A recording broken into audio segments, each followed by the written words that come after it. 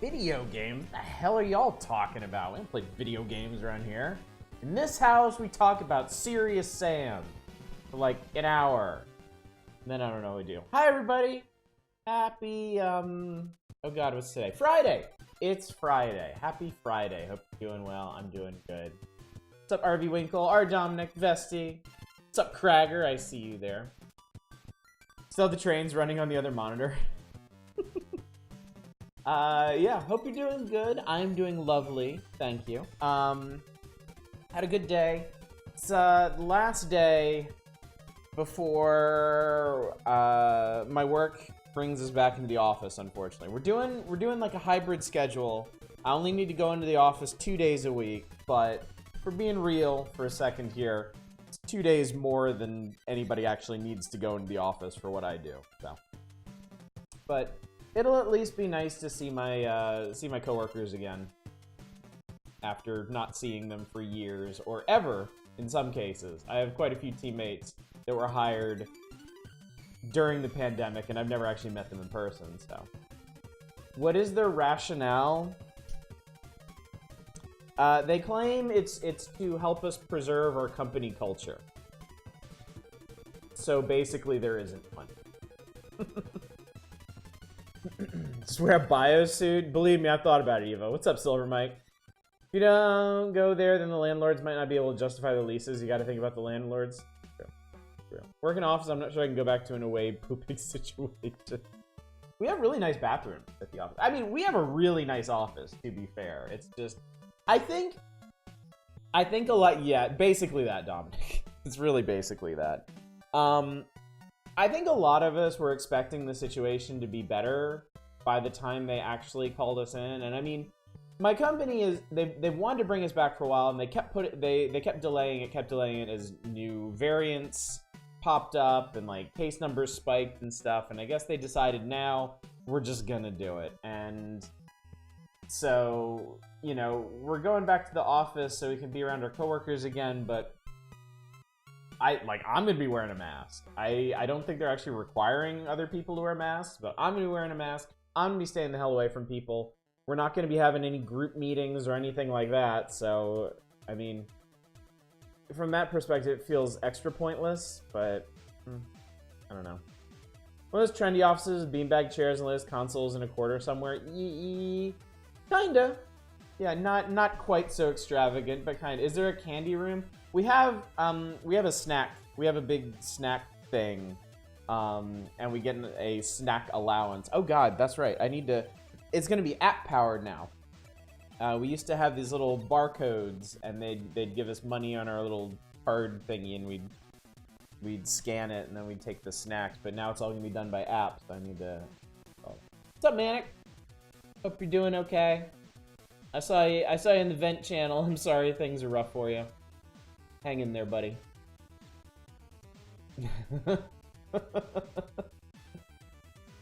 Yeah, it's not just like free snacks. It's like we have, each person has like a snack budget, and then yeah.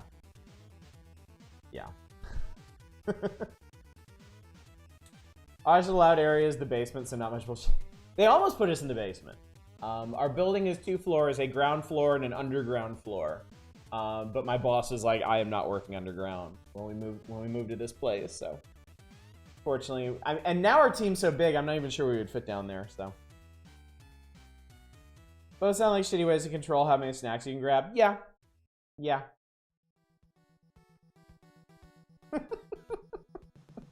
I sure do love corporations. Business culture, my favorite. Y'all don't mind if you could rustle me up like a couple, just like a couple thousand more viewers a night. I could quit my job, do this like every day. I'd be able to stream a lot more. We could stream a lot more stuff. Everybody wins. Everybody wins. And it's so simple. So simple. Just tell like 100 of your friends to come out and watch me every night. Tell most of them to subscribe. Easy peasy, we're done. Everybody wins. Get on it. What's up, Shadows? What's up, Ozma? Good to see you. Over here longing for the sweet release of death. Oh. I hear hot tub streams give you Cragger, you keep dreaming that impossible dream, buddy. Maybe someday. Intergalactic fishing completionist. For anyone not on the Discord, I have to share this because it's so funny. I wish if you want to actually see the chart, you can go into our Discord. I'm still 4 years into this. I'm in the middle of my 4th year of streaming on Twitch, right? I am still learning things. I am still learning things about what games I should play and when I should play them and how I should play them and all of this stuff, right? So I've understood for a long time now that you can't go completely nuts on variety nights, really. I can't open a variety night with like a retro FPS and then immediately swing into like a cutesy puzzle game or something and then go from that into like a visual novel or something. I do that every once in a while. We did it on that special Sunday stream a while back, in fact. But I know what that does to viewership. People see, oh, he's playing a retro FPS. They come, they hang out, they're like, cool, retro FPS. The moment I change gears, they're like, see ya. Because the folks that come out, generally, the folks that come out to see retro FPS didn't come out to see like a cutesy puzzle game. Well, fine, I get that. Great. Last night, chill night, right? Chill variety night. Okay, cool. We're just going for a chill, low-key vibe. We're starting with Dwarf Romantic, really laid-back kind of game. That's great. We play that for like an hour or so. And like the normal arc of my streams is like start stream, viewership goes up, right around the midpoint of the stream it peaks, and then people start fading out because it's getting really late in most parts of the world where people are watching me, right? Okay. So last night we played Dwarf Romantic for like, an hour and 15 minutes, right? I switched to Intergalactic Fishing. The chart on Twitch breaks it down in 5-minute intervals. It was at that precise moment, viewership went. It fucking nosedived. I've never, in my almost 4 years on Twitch, I have never seen it do that. It was never been that overstated. Yeah. Dwarf Romantic, Intergalactic Fishing. And to make it even better, so viewership starts bottoming out for Intergalactic Fishing, right? I switched to Vampire Survivors. Boop. It bounced. Viewership literally bounced when I switched to Vampire Survivor. So it was 100, like, it's never this clear with streams. You gotta understand. Like, if I come on here and I play a game and after the stream, I might be down like 10 viewers average. And I'll have no fucking idea why. Maybe I played something out of my wheelhouse. Maybe I was having a bad night, not being very entertaining. Maybe there were technical issues. Maybe it's a holiday. Maybe it's a full moon and all y'all turned into werewolves. I don't know. Generally, I don't know. It has never, ever been as clear as it has been with Intergalactic Fishing.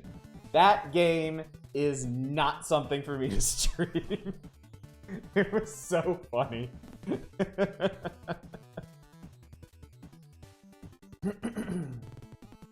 Where you lock the stream doors when you get enough people.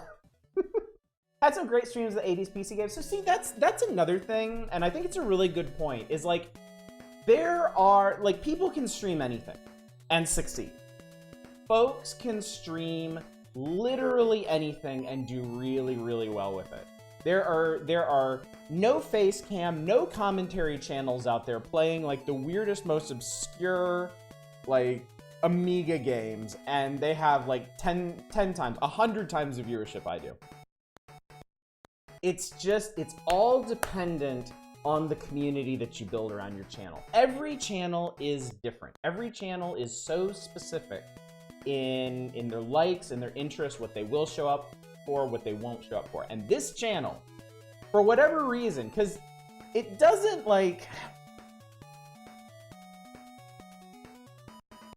I played Intergalactic Fishing last night because it didn't feel like so it didn't feel like so far off from Dwarf Romantic, you know? It's another extremely low-key, reserved kind of game with stuff going on. But whatever culture, whatever climate we have here, it will not tolerate intergalactic fishing. That is not a game that I can stream. I guarantee you there's somebody out there. There's someone on the whole of Twitch that has streamed intergalactic fishing, maybe at launch, maybe yesterday, and had like 1,000 viewers while they were doing it. But totally different channel, totally different community, totally different circumstances. So I think that's one of the biggest things that I've learned being on Twitch is like, there's really no point in comparing your channel to anybody else's. Like the course that each channel takes in its growth, in its lifespan, is completely different. And like I could look at people that are streaming games like I do. I could look at people that stream things that I want to stream. But like their journey, what they do to make their channel grow and build their community it's totally different.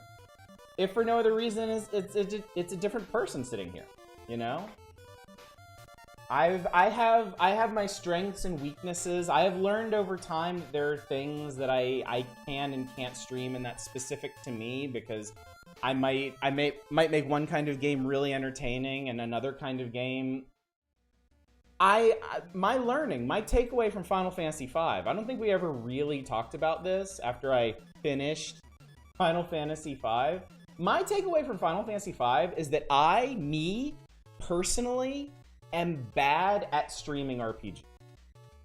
Because I play RPGs in my free time very differently from the way I stream them. And I think that's my mistake. When I am streaming, I am way too... I have this thing when I'm streaming. I'm always very objective focused. I'm trying to keep things moving because for whatever reason in my brain, I believe that that's what people want to see, which is ironic because I've been sitting here yammering for like 10 minutes about stuff. But when I'm playing a game, I'm thinking like I have to stay on schedule. I have to accomplish X, Y, and Z tonight. People don't want to see me like wander around and hump walls and look for secrets and grind and do all this other and run through menus and do all this other stuff. But if you're out here to watch an RPG, a JRPG specifically, you're gonna be okay with that stuff. That's part and parcel what you get with the genre.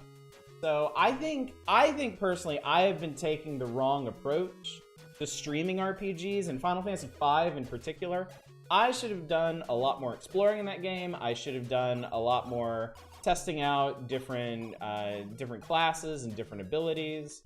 I should have gone looking for all the secrets and side stuff. That's how I should have approached it.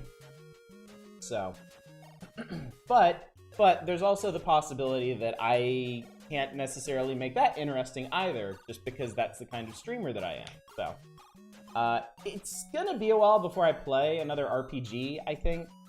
And when I do, it's either gonna be Final Fantasy Mystic Quest or Romancing Saga 1. But when I do play them, whenever that is, I'm going to take a very different approach. I'm going to try and make myself play them like I play them in my free time. And kind of lose a bit of this mental block, this mindset that I have when I'm streaming. So, I'm sorry, I've been rambling and rambling and rambling. I haven't really been reading anything in chat. I'm gonna scroll up for a bit because I missed a whole lot of stuff. West Coast is kind of opportune for stream time. Yeah, that's the other thing. Like I don't think I'm necessarily capped on how well my stream can do, because I mean, like, you know, Maximilian streams at this time, he's got like thousands and thousands of viewers, so it's just a matter of finding the audience for your time slot, and, you know, that's definitely a work in progress with. Here's a fine game, I need something to help me keep awake. Yeah, that's the other thing. I think I think that kind of goes hand in hand with my time slot too. I think I need to play more active, punchy, engaging things, just because a lot of the folks that are coming to watch my streams are going to be really tired. It's going to be the end of the day for most of us. I mean, a lot of the nights that I come out to stream, I'm tired. It's got to be so much worse for people on the East Coast or elsewhere in the world. So yeah, that's another overarching learning that I've taken away over the years, is I do need to play more active stuff. Did fall asleep around that time? Yeah, it can't really be helped just because of the time slot I'm in. Vampire Survivors is really cool. I loved it. I actually went back and started playing more after I finished the stream. It was really, really good. If you ever play Sonic Adventure, most of Chad's gonna bounce on the the cat sections. What's up, Arcane? Good to see you. Sorry you came in the middle of me rambling about stream stuff, but I see you there. What's wrong with intergalactic fishing? I think it was just too passive an experience. It's definitely a good game. I like it. I definitely want to be playing more of it. But I think in terms of streaming, it's a very slow-paced game. There's not a whole lot to look at. What there is to look at is like sized for ants. It's fucking microscopic. And I'm not really the kind of streamer that can take that and turn it into really engaging content. That's just me. That's just the way I stream. I need stuff to be happening to be entertaining, is my perspective on it. At least I feel more comfortable that way. I think I do better when things are happening in the game that I can respond to, as opposed to just having like a very simple passive experience and me trying to make something out of that. Something can convince you to play all those mediocre NES games so I don't have to. There's always time. There's always time. I will never fully move away from the NES as a platform. There's always something else to explore in there. How's your numbers on horror games? Generally very good. I think there's probably a decent case to be made that I could specialize in horror games and probably do very well. The reason I don't is that I think I would burn out on that very fast. Horror games are very stressful for me. I love playing them, but I get like, depending on how intense the game I'm playing is, I get anxiety thinking about the next stream. So there's been a number of games I've thought about streaming that I've actually wanted to stream. Alien Isolation chief among them. That I think one reason I haven't streamed it and them is because I realized how stressed out I would get while streaming, like during the period where we're playing through it.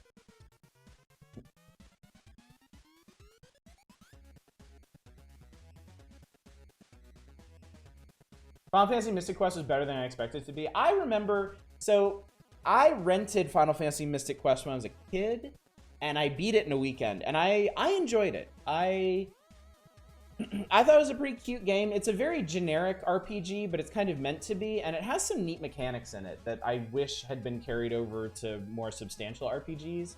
I want to run through it again because it's been, you know, like 20 years since I last played it, and also be a really quick thing to go through.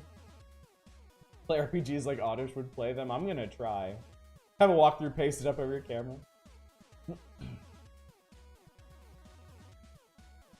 Max Drive's audiences edited YouTube videos. Yeah, that's a big thing. Like, that's a big thing that's gonna hold me back, is that I don't have the time or skill or willingness to put effort into my YouTube channel. It really just exists as a VOD archive. If I ever did make a really serious effort towards doing big growth here, I would probably end up hiring an editor to help me with that. Because video editing is just not something that I wanna add to my repertoire, and because I know it takes ages. I know it takes up a huge amount of time. I would have to give up reviewing. I would have to give up playing a lot of stuff on my own time.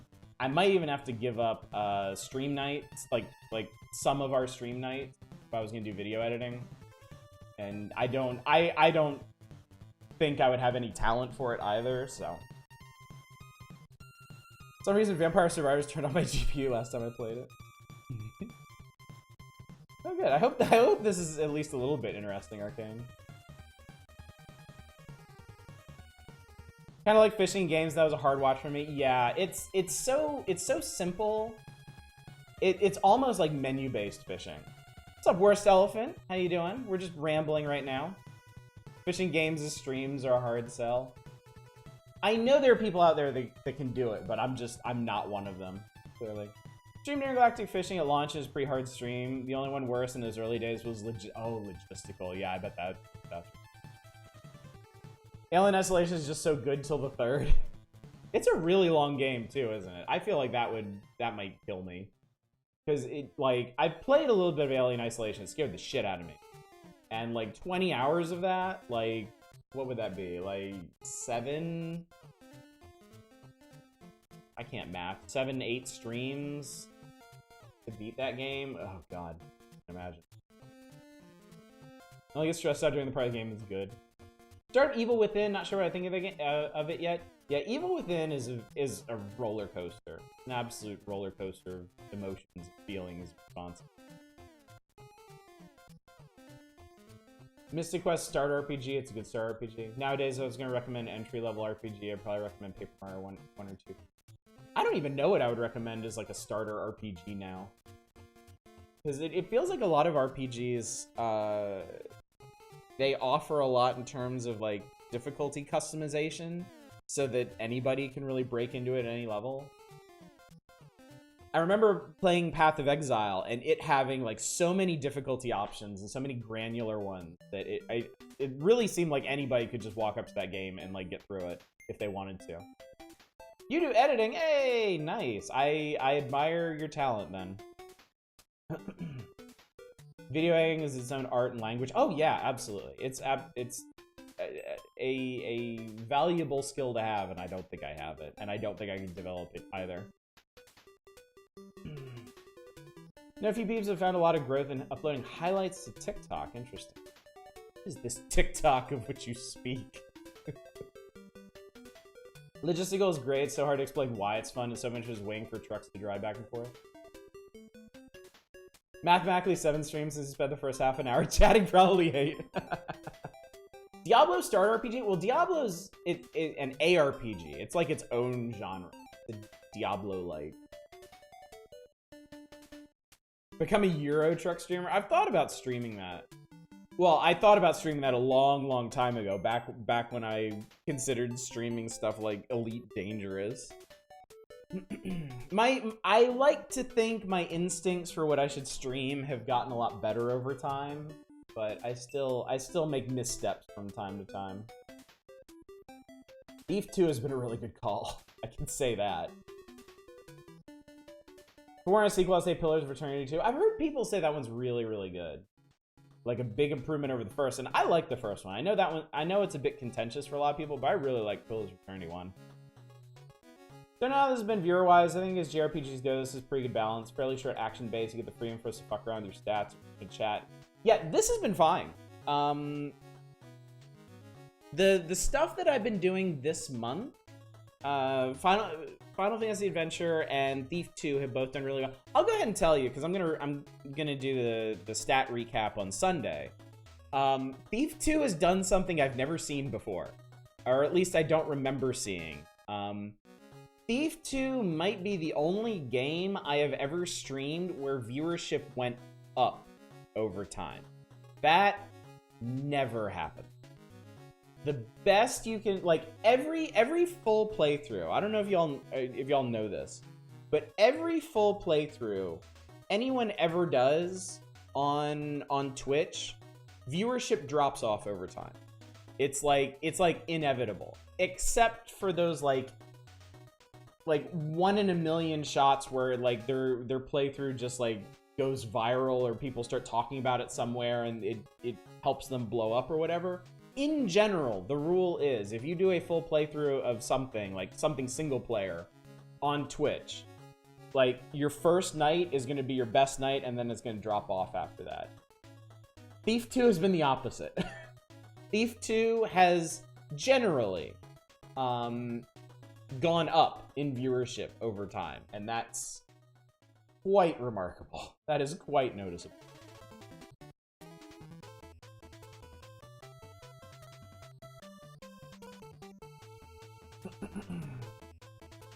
Hydro got some good growth from TikTok in terms of pizza reviewers here. Interesting, okay.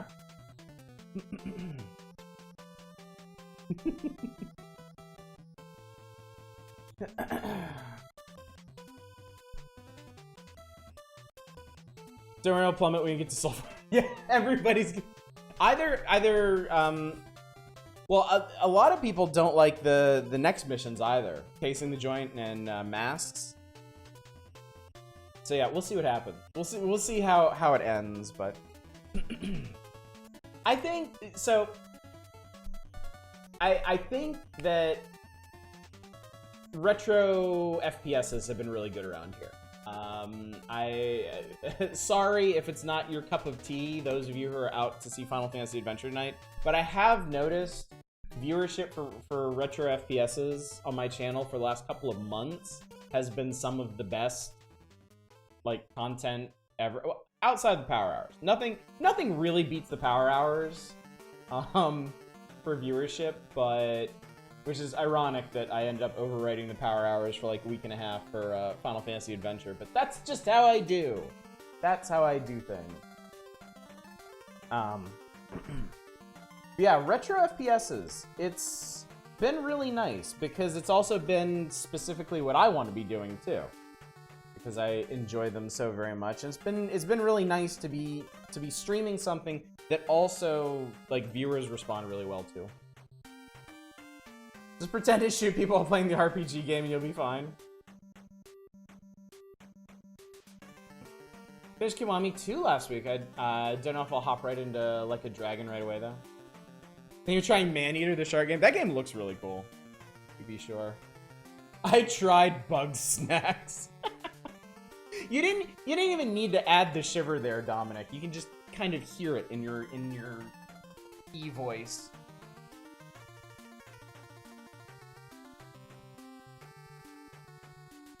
I swear, logically, I know which way the USB plug goes when it's flat, but for some reason, I just never actually do it that way.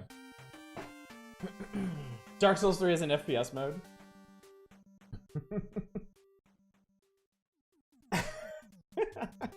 Anyway, let's play the game. We are very close. Well, we're pretty close to the end of Final Fantasy Adventure.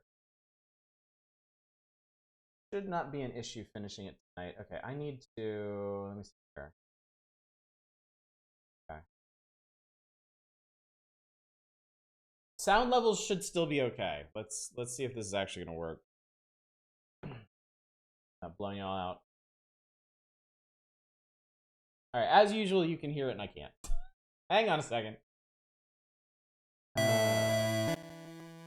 There we go. Okay, reset it. Bugsnax is a good game, I'll give it that. The way people slowly change into food is way creepy. If you don't have a stomach for surrealism and body horror, you're not gonna have a good time with Bugsnax. Bugsnax stream when? I'm kind of surprised y'all haven't requested it. That seems like the kind of game that y'all would be like, oh yeah, just do it, Oddish. Just make Oddish do it. I read Junji Ito, love Cronenberg, could not deal with Bugsnax. Just do it. Let's see. Become Pillsbury Doughboy. Alright, Alright, so... what have we done? What's going on? What's the deal? I have a dragon sword. I also still have a rusty sword. I also have a bunch of junk in my inventory that I should probably sell, because it's gonna get really crowded in here. I think it's time. I think it's time to enter the end game. What do I got in here? I got a bunch of keys. That's good. I don't think I need the boner key anymore.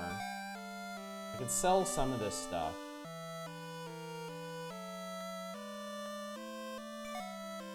Yeah, alright, let's, putz a bit with our items. After the Made in Abyss movie, it'll probably just roll off of me. I'm gonna sell all these magical pillows. I don't think I need this. We'll sell this mostly broken key. Sell this opal. I don't know what this unicorn potion is. I should probably just drink it and find out.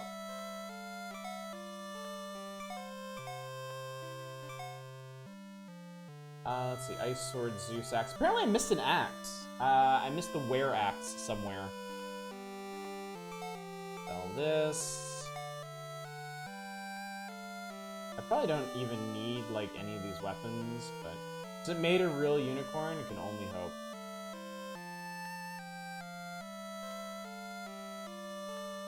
I guess I'll sell the... I mean, okay.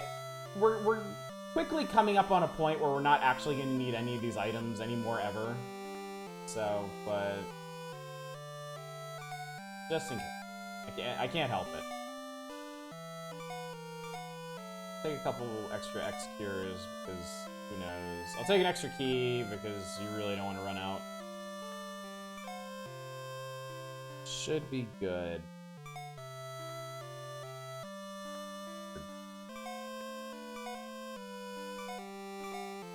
I need a second to sort this.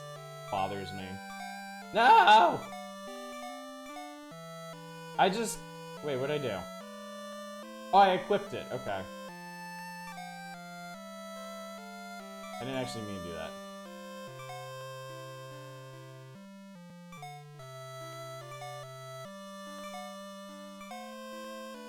Alright, we got plenty of inventory space. We got plenty of keys. As far as equipment, we'll be fine. I can always just dumpster stuff if I have to. Should be okay.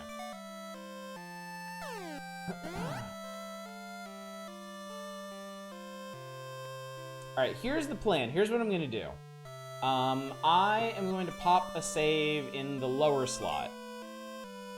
And then for the rest of the evening, we're going to use the upper slot. Because we are quickly approaching a point of no return.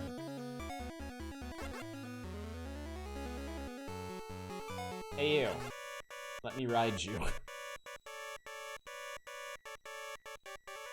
see, where's the thing? Not this way.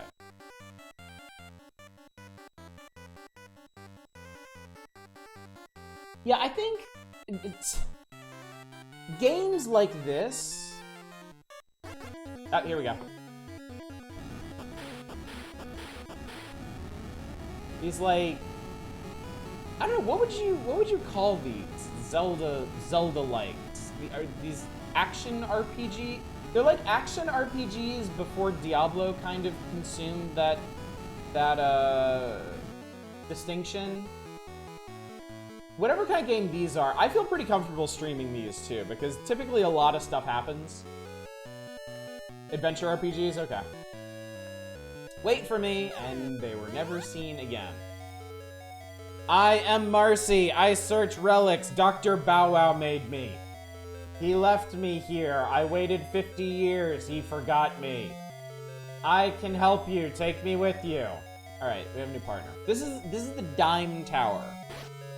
So awakening the power of the Mystic Sword didn't actually give us a fancy new sword, but it caused the Dime Tower to rise up out of the desert, and that's where we are now. RPGs from me are more Diablo. Me too. It's just, it leaves me very confused as to what I should call games like this.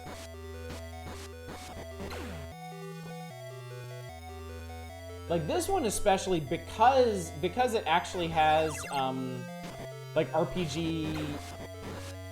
It actually has like RPG mechanics, like leveling up and stats and whatnot.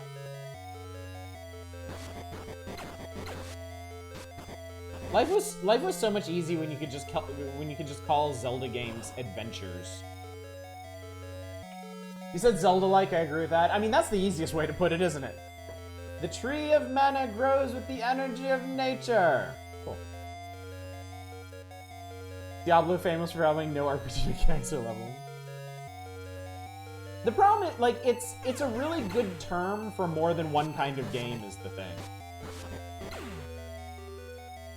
Hack and slash is also kettle fit. Yeah, honestly, if somebody describes a game as a hack and slash, I'm not 100% sure what they mean. It could be like this. It could be like Diablo. It could be like a character action game. Like I could see people describing like God of War as hack and slash. My return to Monster Hunter World with the knowledge of how to properly build a build from Rise makes me feel like godlike from. There's hacking and slashing. Maybe it's because my main RPGs of choice are genuinely JRPGs, and Japanese RPGs tend to stay in this sort of style usually. Yeah, that's also true. There's a lot of games in this style, like like Zelda-like, but with RPG elements on the Super Nintendo. We're gonna play like all of them too. Soul Blazer, Terra Enigma, Illusion of Gaia. Enix was just making a ton of those games. It's like Dungeon Delver used to mean a very specific thing, and now it doesn't. I think the ultimate one of those is roguelike, honestly. Roguelike used to mean a very specific kind of game, and it got so diluted with the rise of things like Binding of Isaac and Slay the Spire, and now everything is a roguelike. If it's a run-based game, if it has procedural generation of any kind, it's a roguelike now. Yeah, used to mean it was like Rogue, hence the name. Yes, everything is a roguelike except for Gnarl. I don't think you would, but I think you'd have a blast playing Beyond Oasis. What's Beyond Oasis? I don't think I've heard of that. The evil force of people makes the true evil. Summary of Final Fantasy V. They're just cribbing from themselves at this point, aren't they, Manic? Genres are weird. I mean, like, genres exist to help people find more things like the thing that they like. But also, like, just the way language works, they don't... Man, how do you kill these things? I hate them. Oh my god, and that almost killed me. Hey, what happens if I ask you things? I recover your MP. Oh, that actually works really well. Because now I can top myself off. And I can ask you to cure me. Alright, these guys suck, man. Well, maybe I can magic them. Let's try nuking them. That did nothing. Let's try litting them up. Get lit. That didn't do anything. Let's try icing them? Like a cake? Nope.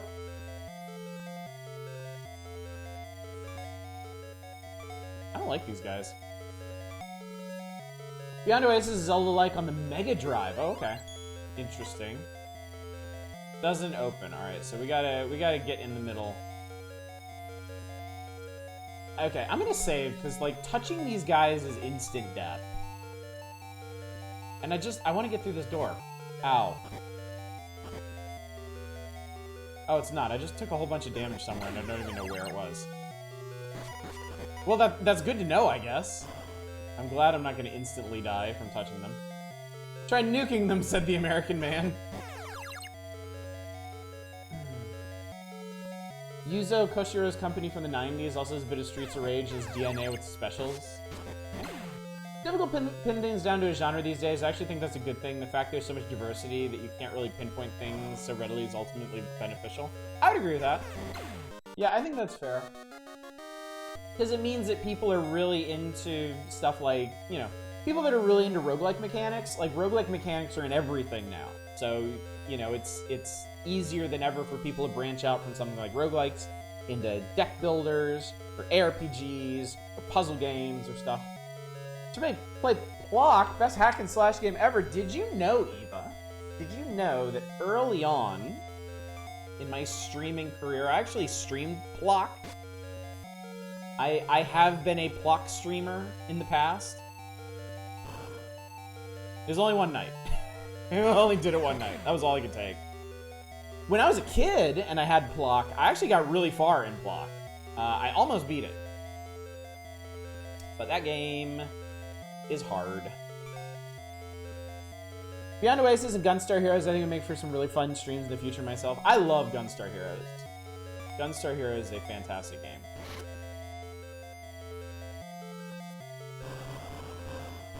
Okay, I opened it somehow. I don't even know how. Do you even like Clock? What the hell kind of question is that? Of course I do. It will beat your ass up. Yeah, there was a night, man, y'all relative newcomers to the channel are gonna be so sad you missed this. There was a night early on, it was like before I think it was before I got my Super NT. I streamed Bubsy, I streamed Plock, and I streamed Bob, all in one night. That was the lineup for a single stream. It's the stuff of legend. As upsides and downsides, on one hand, there's pretty much a game for any specific niche. On the other hand, if you like a game that does a specific weird set of shit, it's hard to find and classify games that do the same set of things within a genre. I mean, kind of a mixed blessing, I guess, because now that there are so many like genre mashups, you may find a genre mashup that you really, really, really like, and then discover that nobody else makes games like that. They just don't exist. And unless they super blow up, like, you know, like Slay the Spire or something, nobody else might even try making stuff like that. Two disasters and Bubsy. It doesn't like Plock, it just is one baby island that tears you a new hole. The lineup was shit platformers and Plock.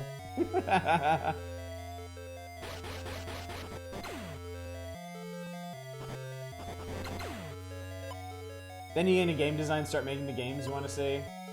The truly talented and motivated folks out there manage to do that. The rest of us just sit around and bitch. I've been moved, and I think I'm gonna die.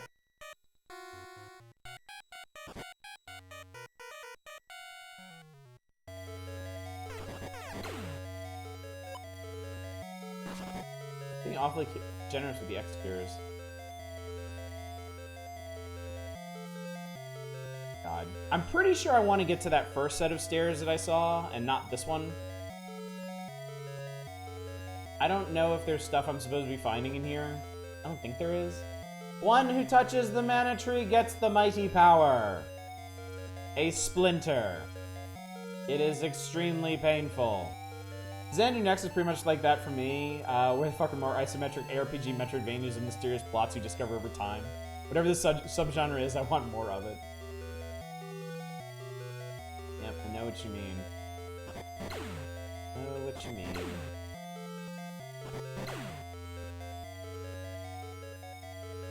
I honestly think that can happen with big genres too. Like, I feel like there really aren't actually that many ARPGs out there. I know I've talked about this before. I'm a huge fan of Titan Quest and Grim Dawn. I've certainly played other ones like Path of Exile and Diablo 3. Outside of that, I mean, I feel like Borderlands and Destiny and stuff like that kind of screwed up the RPG genre, because it dragged it more in an FPS direction.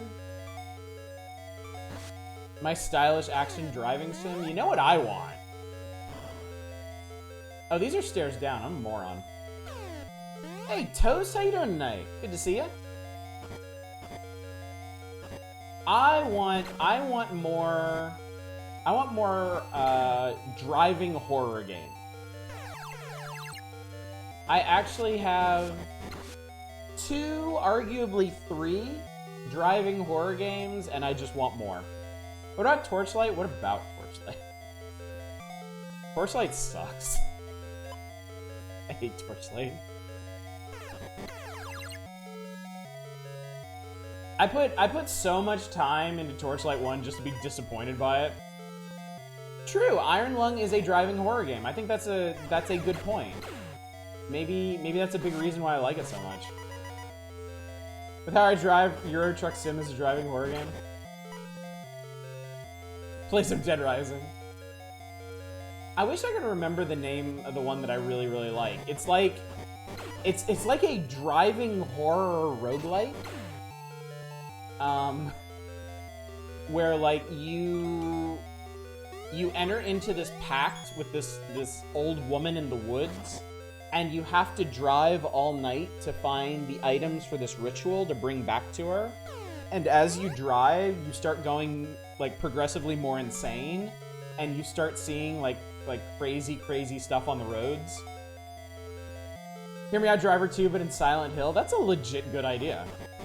I would play that. Did you play Burgers of Fear? It's a browser-based cycling horror game. I did not. Surprised I haven't seen a horror game based around being a DoorDash or Uber Eats driver. I can only assume they're on the way. As horrific an experience as that proves to be for so many people. New driving horror and roguelikes, Death Road to Canada. What?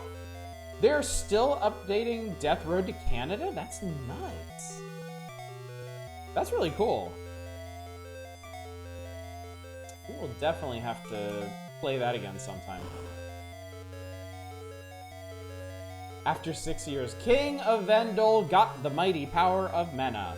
The only one who can stand against is the Gemma Knight with the Excalibur. Not fully featured game, there's a short one I dug called Beware or something like that. Horror car chase, you get chased by this weird-ass car duel stuff. Yeah, that's one of the ones that I'm thinking of. I think that one's still in like an early stage of development. Ooh, Dragon Armor. Nice. Did I play that one on stream one night? There was the one, there was that one that was really cool where it's like, it's kind of like a really low-key horror game where you're like out in the European countryside and you've got a car and you've got a scanner and like paranormal stuff happens. Like I remember there was like a dragon that we were trying to get to stop roosting in these like satellite dishes nearby. And then there were like the big giants walking through the fields that we had to redirect with our headlights. Y'all remember that game? That game was super cool. My Summer Car is kind of a horror driving game. Beaten 100% of the Death Road to Canada runs I have done. I guess technically I have too. Because I played it once and I beat it once. Played the Pact one you're talking about. You sign with the old woman. You have to choose routes as you drag in between towns. It's all about grain. Yeah, I love that one. I think that one's super cool.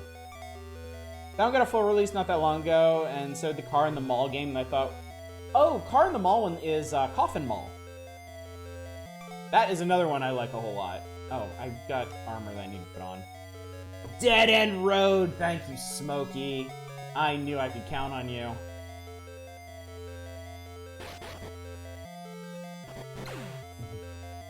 Coffin Flop. Yeah, y'all, check out Dead End Road. Dead End Road is super good. That is like the quintessential driving horror game for me. BeamNG Drive is kind of a horror game if you're scared of car crashes and insurance. Cool it!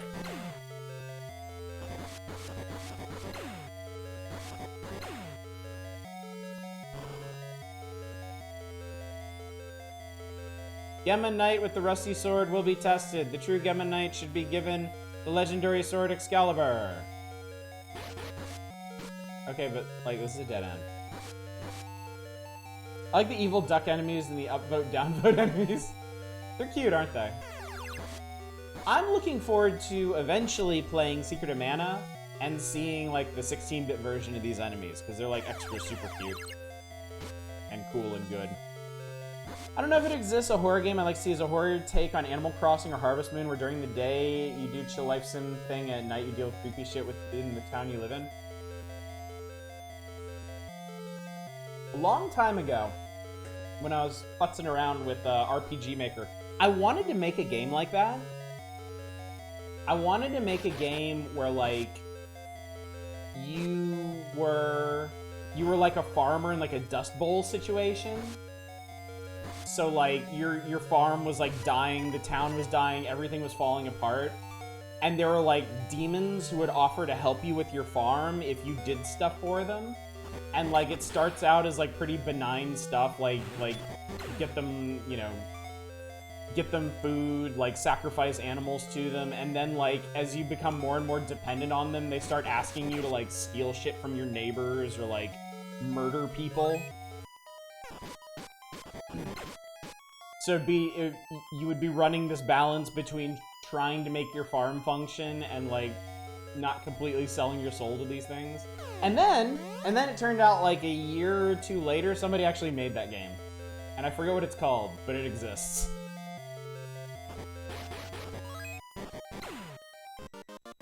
Level up! That is Lakeview Valley.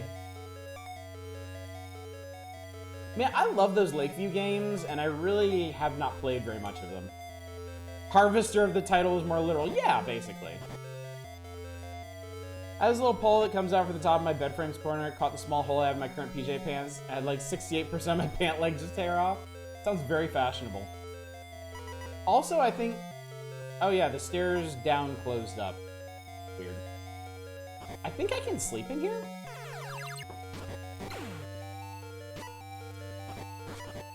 Like, I think I can actually sleep, like... Yeah, I can just go to sleep while this dude's shooting at me. Zeitgeist was on full force there, huh? Pretty much, Spice. What am I doing? Smash into this guy. There we go. Sleep again.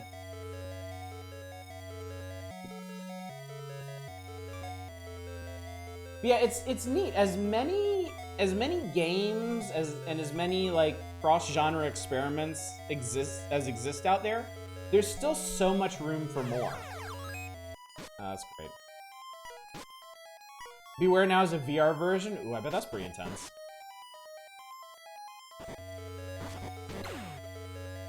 Can't Harry. Turns of pants, I'm glad I finally got the cap to stop walking up at me, leaning on my leg with her claws and sliding in, stealing my pants before bolt. Your cat sounds awesome. Wants more stuff like LSD, Dream Emulator? I mean, that stuff is out there on Steam. There are absolutely some, like, high-concept, trippy-as-fuck games on Steam. If you can find them. That's the difficult part, finding them. Okay, so we have here a puzzle. And I believe the puzzle is... chop these trees, and then shoot ice in there. I think. Yes, this is what passes for a puzzle in this game. And also pray that Marcy doesn't kill them. There we go. Less depressing note, Wizards of the Coast have a new card called Perry the Pulverizer, and he's a swole rhino man, and it's awesome. Sorry, Phineas and Ferb have, like, screwed me up, so if I hear the name Perry, I'm immediately gonna think platypus. That's just where my mind lives now. Wow, I used up an entire key. Just getting this far. The Vandal soon should fall. We leave our last hope in the cave of the waterfalls. Glory to Vandal and to our child of hope.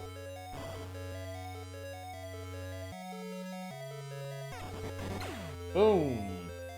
Rhino Fury. Rhino Fury? Oh, I think we got boss time. I think we have boss. I recover your MP.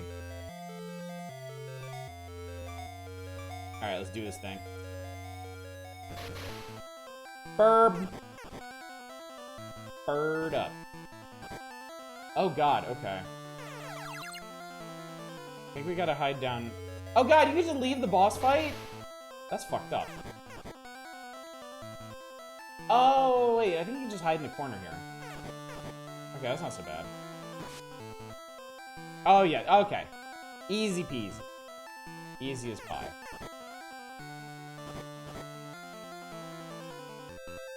Bird, bird, bird. Bird's the word.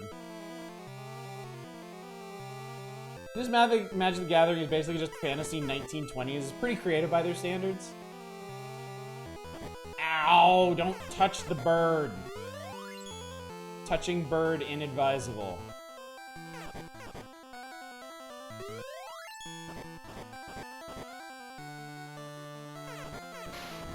Shaboom! Uh-oh. Defeated Garuda. Tower lost its balance. Must hurry. Okay, it was a load-bearing bird. you see the display I posted? Not yet. I will check it later. Oh no, one tile gap. Oh no. I throw you and I jump. Can you? Let's do that. Touch me, Marcy. Nice throw. Now, come on, Marcy. You have to save the world. You are the only hope. What are you talking about? Come on. I am unable to jump.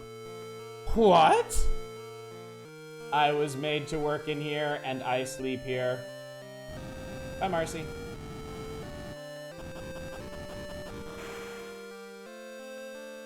Marcy! We're gonna grieve for a bit.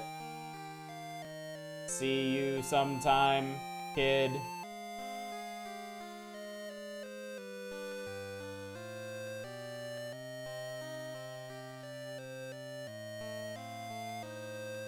So one square gap, just punch holes in the cliffside and climb up. So you can actually go back to Glaive Castle if you really want, but there's no reason to.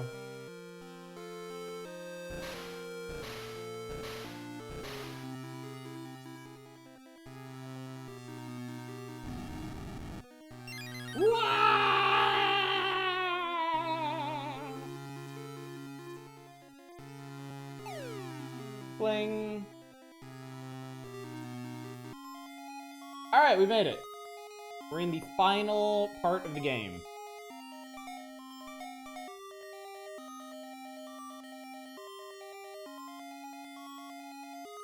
Big temple. Big temple. Damn it, I hate when gravity randomly inverts. It's not gravity, God, it's the waterfall. It's a waterfall that falls up. Can't imagine that when you land, you wouldn't basically turn into a water weasel of vomit just puking everywhere. It's a ninja! Was a ninja. Past tense. Good bookend, though. We start off by getting thrown off a waterfall and end by getting thrown up a waterfall. Our existence is cyclical. It's just a never-ending cycle of falling off of things and then finding new things to fall off of. I'm sorry. Tink tink. Final dungeon is short AF, as I recall. I thought it was long.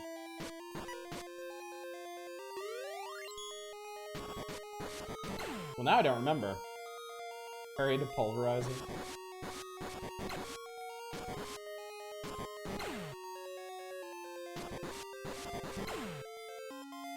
Short hallway, the final boss? Well, I guess we'll see.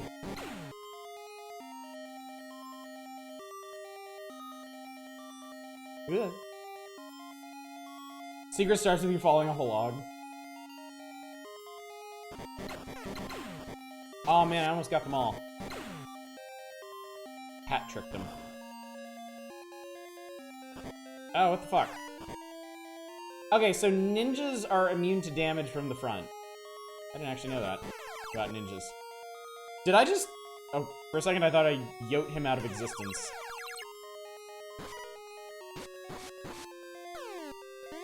Oh, that's a teleporter. That explains a lot. Remember this being like 10 to 20 minutes of dungeoneering tops?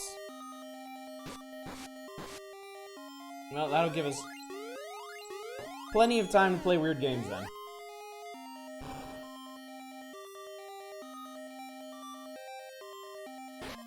God, I hate these.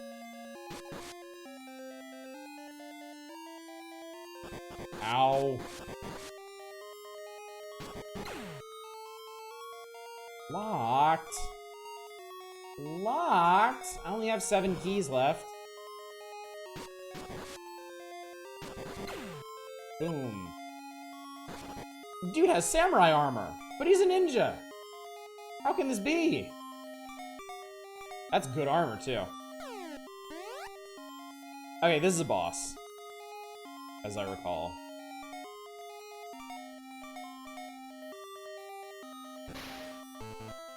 That's a big fucking dragon. That is a large dragon.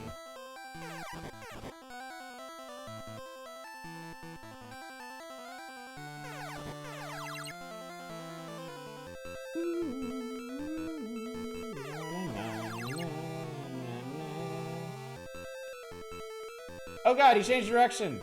I don't know how to deal with this. Alright, that was a large dragon. I love it. Got pretty lucky today. The new commander decks have been going for 10 to 15 bucks higher than MSRP. I got them 10 bucks too. Damn, nice, Fury. Defeated Dargon. Moving on.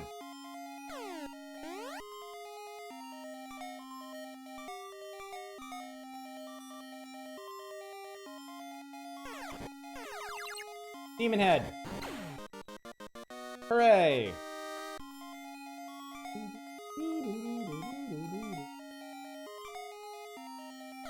I feel like leveling power has really paid dividends. Like, stuff just goes down really fast now. Can I stop playing Magic once I realize the problem intrinsic to the game, whether we're talking old school or new school? I really want, when this One Piece card game they're talking about comes out, if it's good and if I can convince my kids to be interested in it, like, I totally want to get some cards for us to play with. It's been a very, very long time since I last played a card game.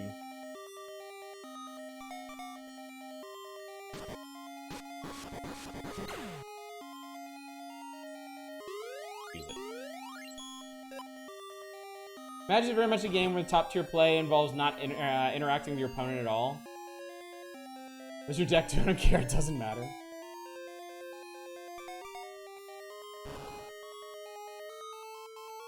Oob.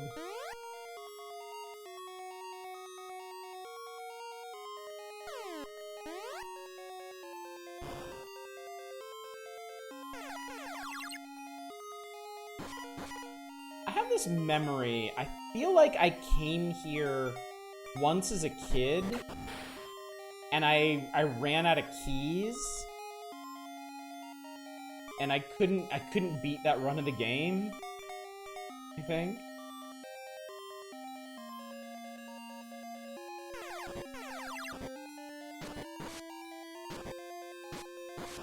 Just play casualer format. I honestly think that's the answer to a lot of things. Like, I remember when I did tabletop role-playing.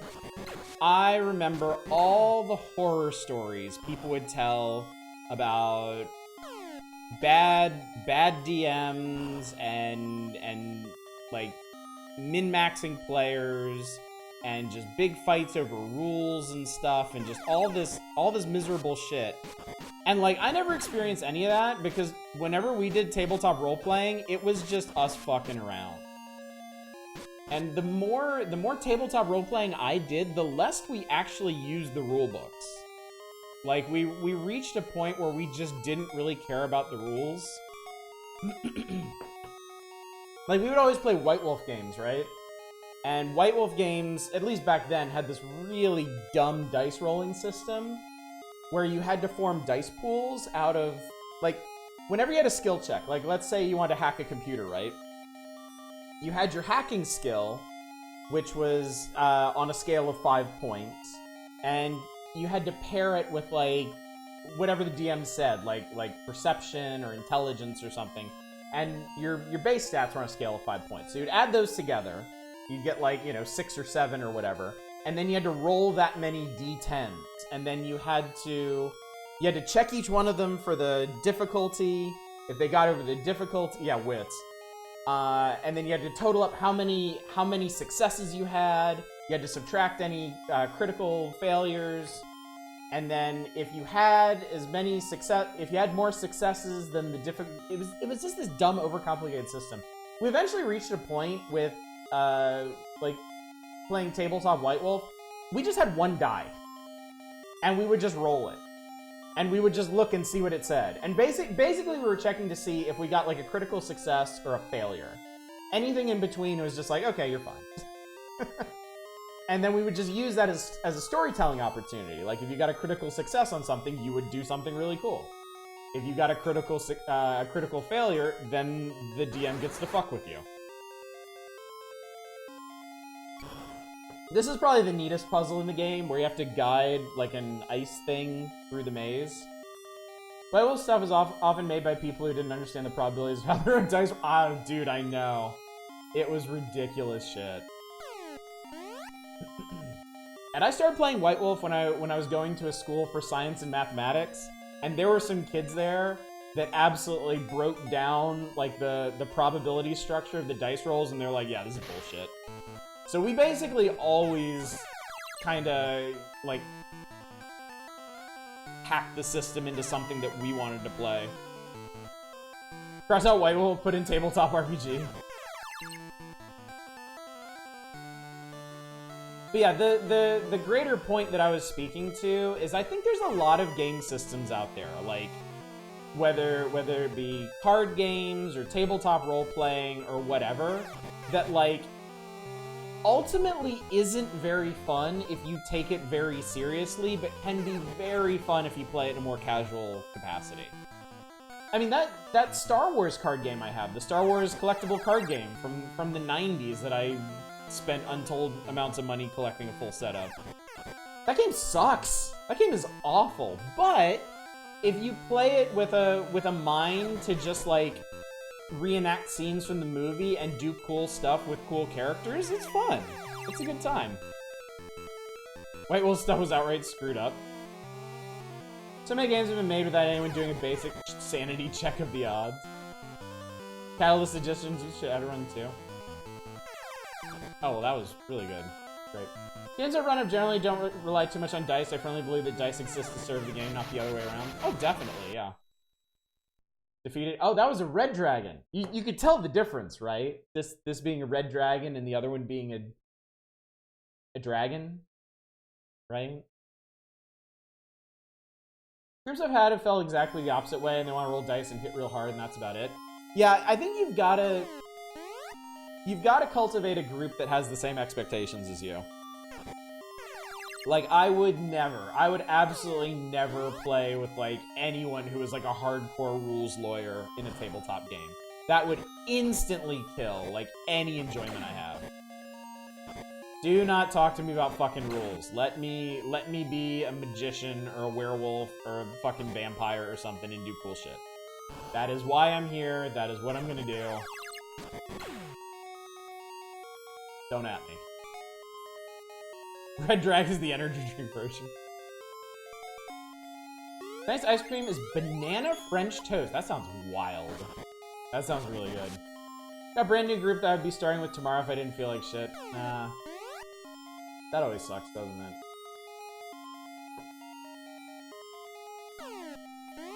First game the DM wants to run is Curse of Strahd. What is Curse of Strahd?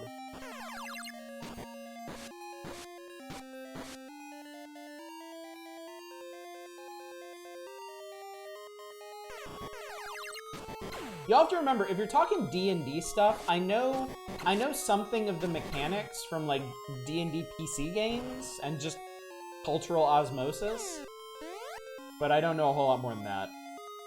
Big campaign for D&D 5? Okay. If I say Ravenloft, do you know what I mean? I've heard that name before. I don't actually know what it is.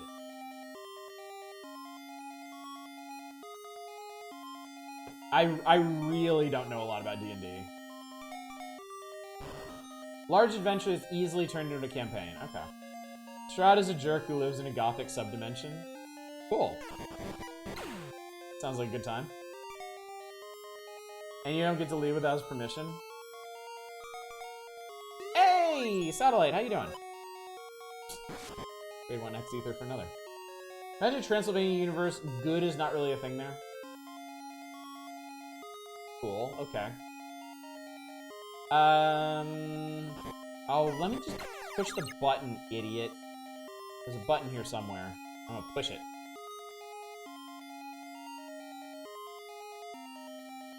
Or maybe, do I need to freeze this guy? Is that what's going on here? That feels like the button over there. I don't know how the fuck you're supposed to figure that out without noticing that your character hitches when they step on a button. Which, honestly, really shouldn't be part of the game mechanics. I think this might be it. We may have arrived. Oh, there's another boss. Probably not. What flavor of dragon do you think this one is? Banana cobbler ice cream with maple French toast bits and ribbons of brown butter. It's way better than I thought it'd be. Sounds good. Oh god, it's a bone dragon. It's a boner dragon. Oh boy. Oh god, I got stuck in the pillar.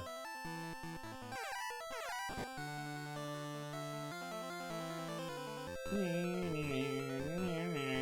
gonna hit him this way. Okay, that kinda worked. This is Diet Dragon.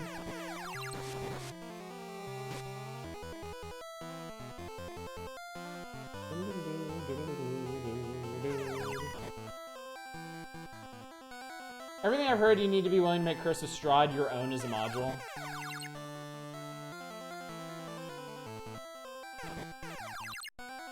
Nothing tabletop will ever compare to Old Man Henderson. What is that?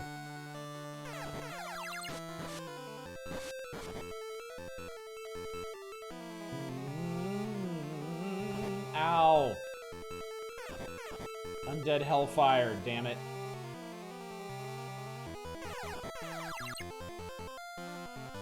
It's awfully nice of him to offer me 2 heads to hit. Makes this a bit more convenient. Also, good thing I have this dragon sword, huh? I wonder if it actually does bonus damage against dragons.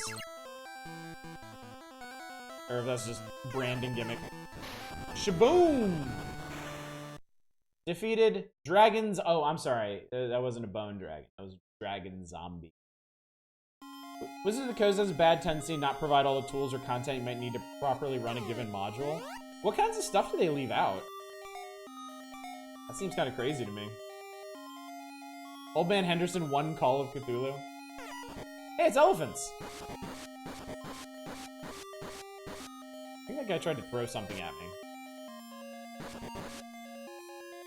How... I gotta ask, how close am I to another level? Very close. Very close.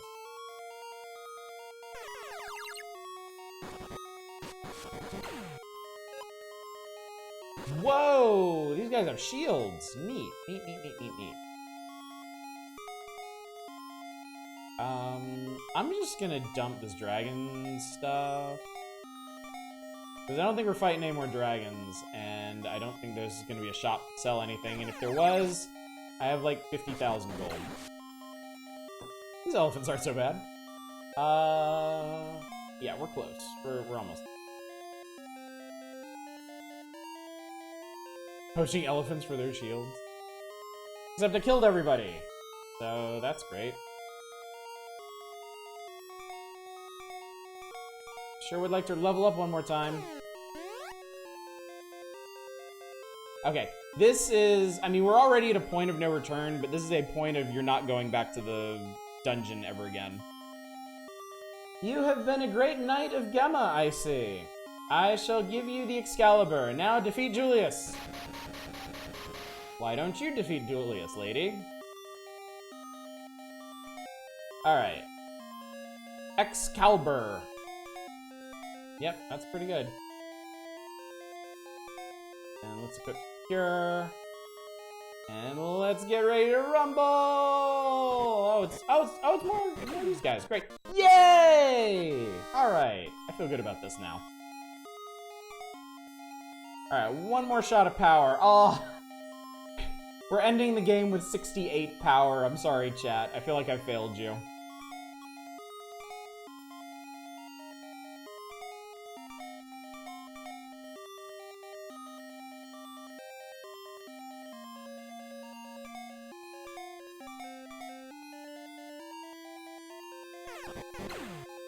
I forget where the fight actually is.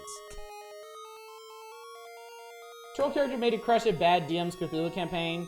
Who's a stone Scottish war vet who used a page in the Necronomicon as pot paper, passed the sanity check, and then passed the doobie to his mate. Immediately failed the sanity, smoking the joint of Cthulhu and went insane.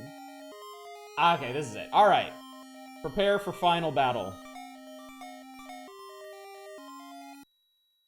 Hi. Rambo! You're late, Cac. I already got the greatest power of mana. The time has come for the Empire Neo-Vandal. Now that I have the mighty power, I do not need you anymore, Cac. Oh god, it's Julius fight.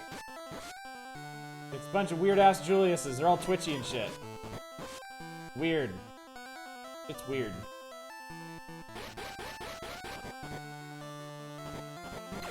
Alright, well I exploded a Julius.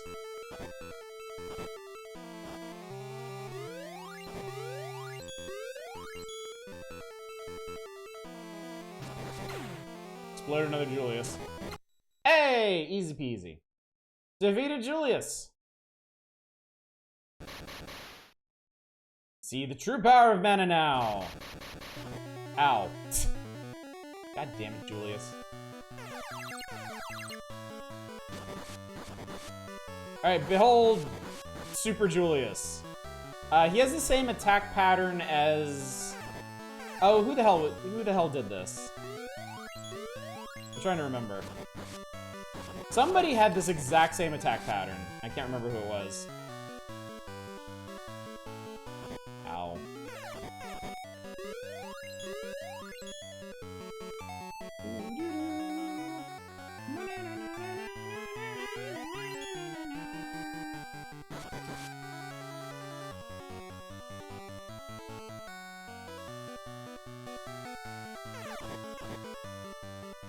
It's like the Final 5Es, but nowhere near as stupid.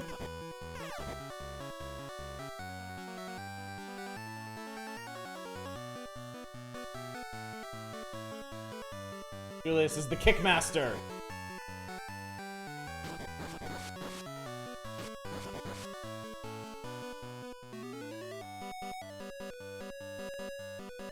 Yeah!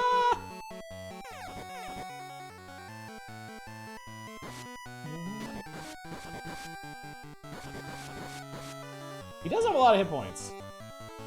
Give him some credit for that. Oh, I got him. Suck it, Julius. Oh, I should try the unicorn potion. Grrr! Theo Ease, it would be fun to see Otters play Ease 8, but that's a long one. We did it! Cac, are you okay, Rambo? I defeated Julius. It's all over.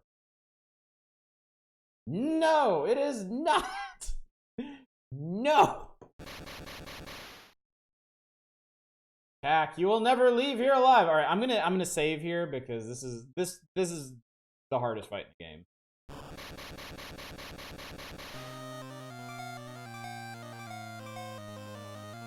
I'm a teleporting demon man. Okay, so the thing about this one is Julius he teleports around the arena. He always teleports to like the same spots. But you have to, like, have them memorized and make sure you don't end up, like, where he's going to be, or otherwise the contact damage is just gonna kill you. So it's not a hard battle, but it's a lot of trial and error. Like, I just took a whole bunch of damage from being near his hands.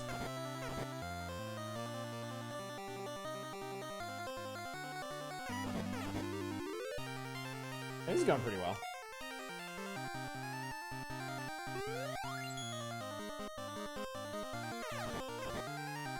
Yeah, definitely the most annoying part of this is there's no actual, like, safe space. Oh, shit. He can show up anywhere.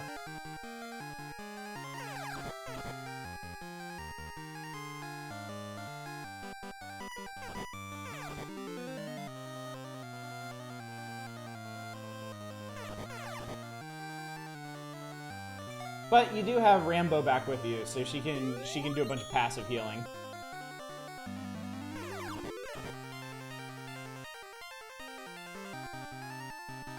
Alright, So this is him. So now his pattern repeats. Now it cycles back to the beginning.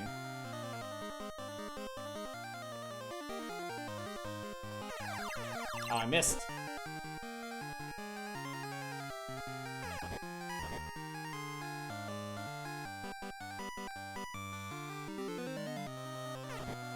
Hey, we got him. And I got the tree, too. Go me. Suck it, tree.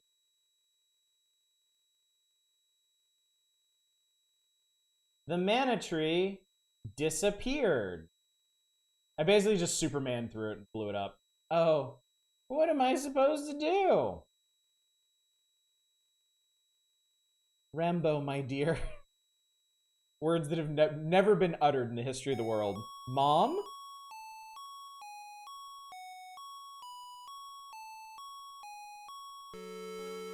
Now that the mana tree is lost, we need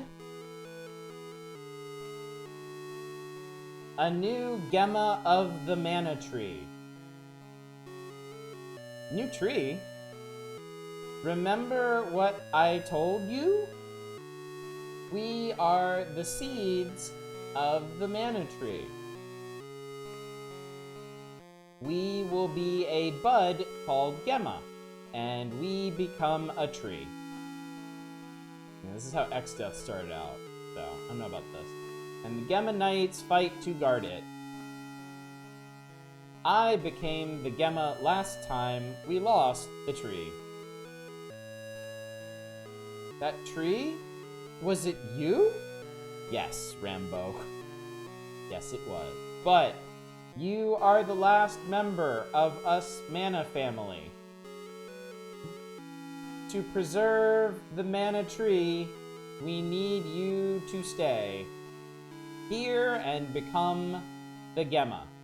But Rambo, nobody else can decide for your life but you. I mean, the entire world will fall into ruin if you don't do it, but no pressure. Cool. Either way, really. I will, Mom. I will be the new tree of mana. But if I am the last one left when I fall, yes, that will be the end of the piece. Bye, Cac. Please go. I must stay here. Don't worry. I will be here as long as you guard me from the evil. So if we're really shitty at our job, she's gonna be here for like a week. Cac, please guard my daughter. I knew one that was gonna be a friggin' tree. You're the only Gemma Knight for the tree now. Remember most mana games having surprisingly bittersweet endings? I will be withering soon. Well, this one does. Secret of Mana does. Legend of Mana does. I mean, yeah. Please tell my Gemma Knights that I said goodbye and thanks to them.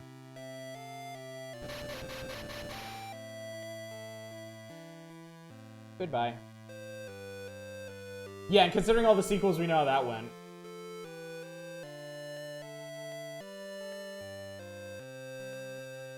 People are just real dicks about these mana trees. I'll be your Gemma Knight if you be my tree. Goodbye. Rambo, goodbye. Cat got bored and got a real girlfriend 2 weeks later. Goodbye. Rambo.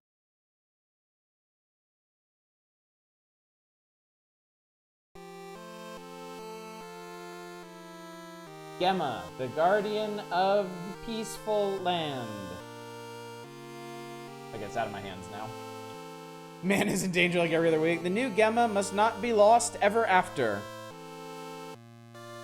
We all must keep it forever. Alas, no more splinters. Be a good tree, I'll be rooting for you. And you, Cac, are the only Gemma Knight now. You're it. We got one tree, we got one knight. You fuck this up, it is over. We did it! We beat Final Fantasy Adventure. Hour and a half left, plenty of time to get weird on the Game Boy. Honestly, that bittersweet ending is a ballsy move for an early Game Boy RPG.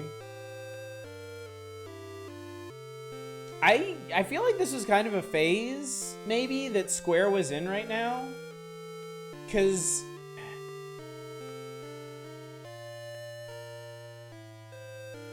Final Fantasy Legend 1 had kind of a weird ending.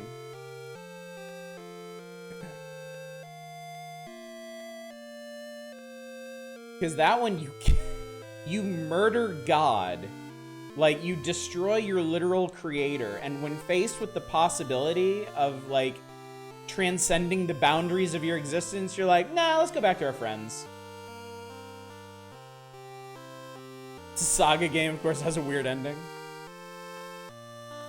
Well, like, Legend 2's ending is actually pretty nice. Your dad survives, you put the universe back together. You go home, you're family again. That one actually has a legit happy ending. It's an emotional roller coaster getting there, but you do get a happy ending at the end. And I think we saved the world in Final Fantasy 3, Legend 3. It's hard to tell with all the time travel shenanigans, but a bunch of people died though. Whole bunch of people died though. Whole bunch of people died though. Now that I think about it. Whole bunch of people died in this too. I feel like 90% of JRPGs have you kill God. I don't think it's that many. I think people feel that way because it's like... It's just weirdly prominent in the genre. Like, not every JRPG has you kill God, but enough JRPGs have you kill God that it feels like a thing.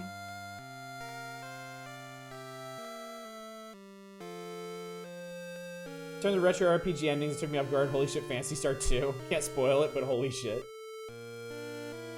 Speaking of weird JRPG story stuff, I'm reminded of the story of Lufia being one of Resurrection and Atonement. A lot of people don't know it because Lufia 2 is better. There's a prequel that couldn't explore it. Shin Megami Godkiller would beg to differ. Look, it's baby Rambo. Alright, we did it. We did it. So this is Final Fantasy Adventure.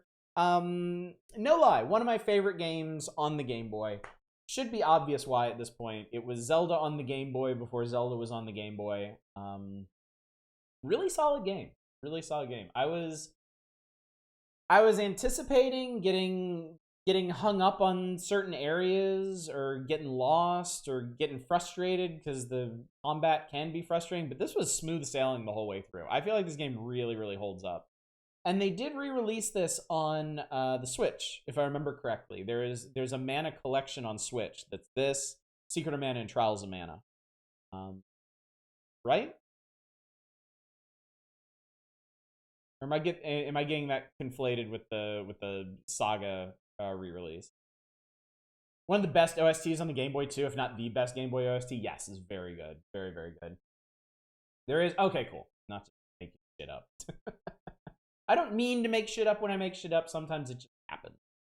As a full-fledged remake on Vita and mobile.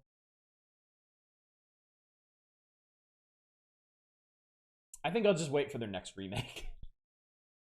You never know. Like, you never know with Square Enix's remakes, because like I remember they announced the Secret of Mana. They were doing a Secret of Mana remake. It was coming to Steam, and I was super excited. I was gonna get it on release. I was like, maybe I should wait and just see how it goes. And it turns out it was pretty lackluster.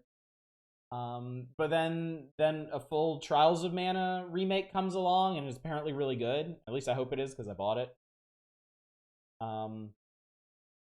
Yeah, you never know what you're gonna get. I watched a video a week or two ago about the different versions of Final Fantasy VI, because I was thinking just if I was ever to stream Final Fantasy VI, what version would I want to stream? And the video broke down all the different bugs and all the different versions of it and all the different problems and the remakes. There's basically no perfect ideal version of it. there's something wrong with like every remake, and like the original game's pretty badly busted too.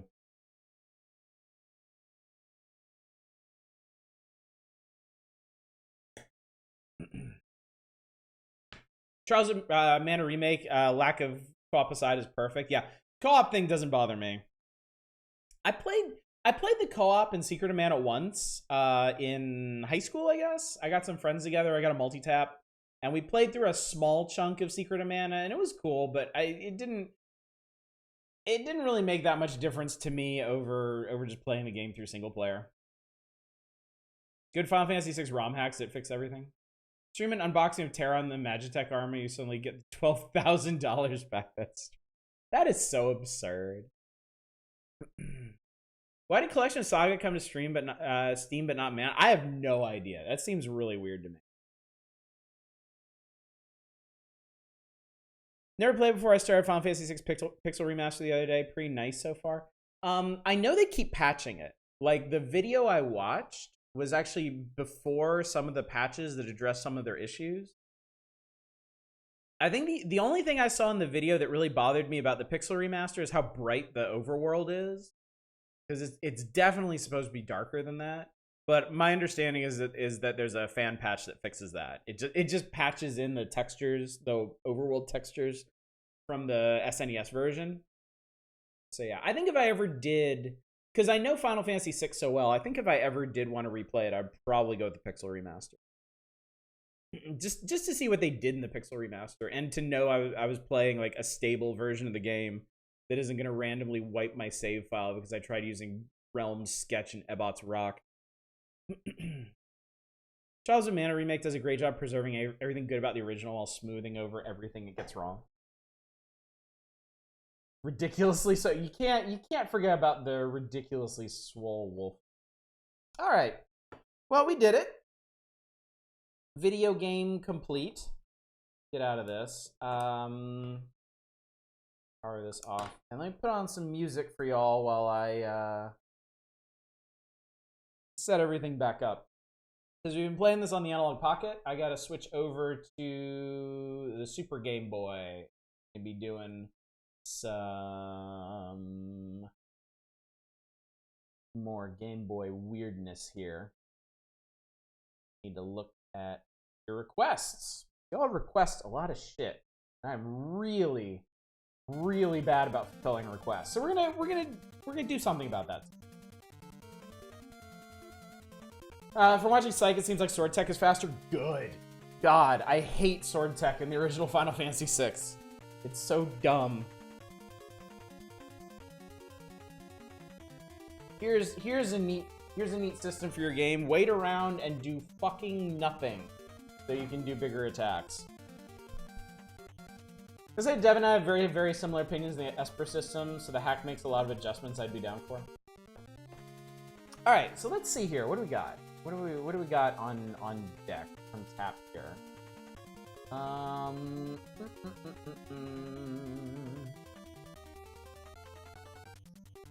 right, I see 2 Game Boy games on here that y'all requested that we can give a try. Requested by Le Retro Spiso and Satellite Sun.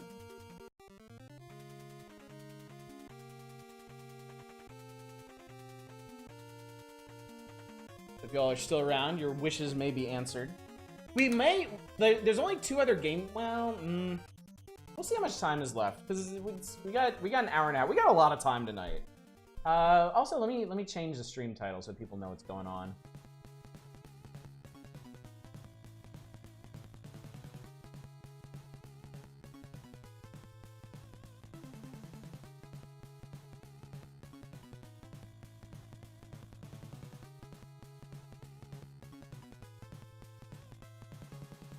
Remind me what we're doing tomorrow? Power Hours. Traditional Power Hours. We're going to go back to the magazine. We're going to check out the rest of the NES game. The main features, Kickmaster and Worm. And then when we're done with those, we'll see. It depends on if we actually go through the Game Boy section in here tonight, or if I save it.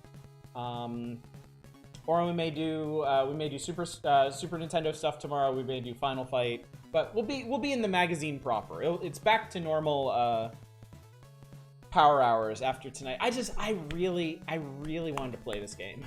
And I didn't know when I was going to get the chance, so I took my shot.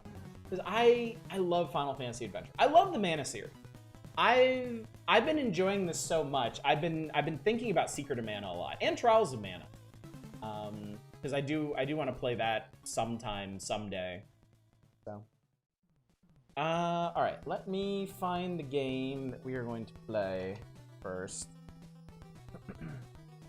I love that ROM hacks like Brave New World are a thing. Says no matter what you feel on Final Fantasy VI mechanics, is probably a version of Final Fantasy VI for you. The reason I'm playing Final Fantasy VI now is I'm almost the season of no one can know about this where they play it, and I want to experience it for myself. You've never played Final Fantasy VI. Anybody who hasn't played Final Fantasy VI, I maintain it's the best Final Fantasy game ever made. Please experience that game for yourself.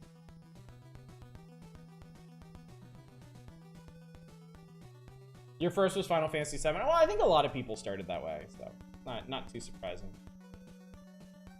Second favorite's very close match. Yeah, all right, so I am looking. What am I looking for? Wow, that took a while to load. Took a while to appreciate 6. I was in the right place and the right time to really appreciate 6 because I was a big Final Fantasy fan at the time. I was big into the whole series. I liked the original one. I loved 2. I loved the Game Boy games. And 6 is just so many things that I like. It's a great big cast. Everybody gets something to do. Everybody gets a character arc. The plot takes some really interesting turns. For the time, like for the era that it came out in, I feel like it was really, really bold with its plot and where it goes.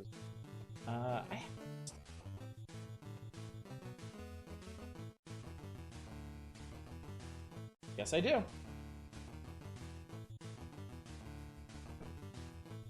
Your first was also 7. Y'all hate my favorite. I don't hate your favorite. I just don't like it.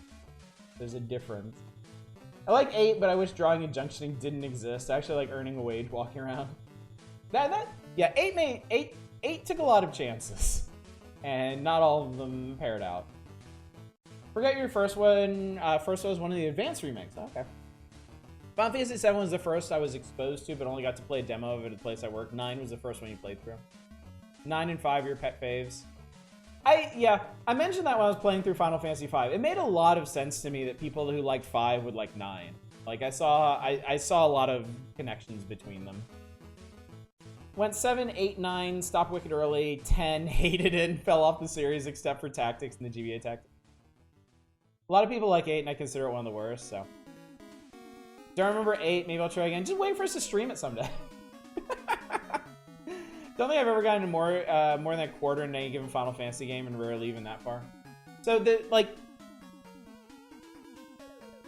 every single Final Fantasy game is somebody's favorite and somebody's least favorite. That's just it's the beauty of a series that takes so many chances and changes up so many things. Like Final Fantasy 1 and Final Fantasy 15 are like unrecognizable set next to each other, you know? Like it's a series that is morphed and experimented and mutated so much. And that's one of the things I love about it. Even when it's changed in ways that I didn't really like, I'm glad it did, because it did end up going to places that I did really like. You know, if they weren't so weird and experimental, they never would have gotten to 6. You know, they never would have gotten to 10, which I really, really like. No idea what the fuck with Final Fantasy 15. I bounced off it on first sight. You're not big on the bromance car trip. That speaks to me. Got to the Godlands of 10 or whatever it is and called. I'm just like, I don't care. I never picked it up again. Yeah, I mean that's fair. That's fair. I know a fair number of people that don't like 10, and I don't know if I would like it if I played it now. Like that's one of the things about these games too, is like Some of them don't age very well. Some of them, you kind of had to be in the right place to appreciate them. Some of them you might only like because of nostalgia for playing it as a kid. Some of them might be better than you remember. Like, it all depends. You know, when I was playing the Final Fantasy Legend games, I ended up liking Final Fantasy Legend 1 more than I did when I was a kid, and ended up liking Final Fantasy Legend 2 less than I did. And I wasn't expecting that, because, like, I liked the first, and I loved the second one when I was a kid. I absolutely adored it. I respect they change things up all the time, constantly trying something new. I can't stick with them for some reason. I mean, and there's nothing wrong with that either. Like, you know, it's just a style of game you probably don't like. There are certain constants between them, like a certain style to their designs that I can understand people just bouncing. Love 9 and 3. I fully admit part of my love for 3 is it starts with slash fanfic fodder from the first time, just goes from there. I wonder if I would have liked 3 more if I hadn't played the DS remake. I don't know. Just resonated with 10-2 story more and appreciate its openness compared to 10. Oh yeah, 10-2 is so much more fun than to play than 10. It's a really, really fun game. Like, say what you will about the story and the rest of it. It's just an incredibly fun game. Probably one of the most fun Final Fantasies to play through. Reading 86, the Mecha Light novel in Volume 7 ended with a big dance scene, and the author mentioned writing the afterward to Eyes on Me from Final Fantasy VIII. Found that really funny. That is funny. So 13-2, maybe there's something to hold to. Maybe like the way that they iterate on the originals, because not all the Final Fantasies get that chance, you know. Not a big fan of menu JRPGs. Give me something more active. Yeah, it's just, you know, I'm not a big fan of sports games. You know, they might be really well designed, they might have really interesting choices and gameplay, and I just don't care because I don't care about that kind of game. 4 through 6 always stuck with you the most. I think the Super Nintendo ones are probably the most memorable for me. At least 4 and 6. 5 I can't say because I didn't play it as a kid. I've only played it once now, and things happened in it that I found kind of hard to follow. I don't know if I would have found it that hard to follow if I had played it when I was younger a bunch of times. Do you count skateboarding and driving as sports games? I don't care enough to make that distinction. I certainly like driving games, some driving games. I guess for me, I would classify them under sports games because I generally don't like them. Like, I don't like real in-depth driving simulators, but I love Burnout. Consider 3 to 6 peak Final Fantasy for you. You would have, but you'd be a dumb kid that pretends to understand completely.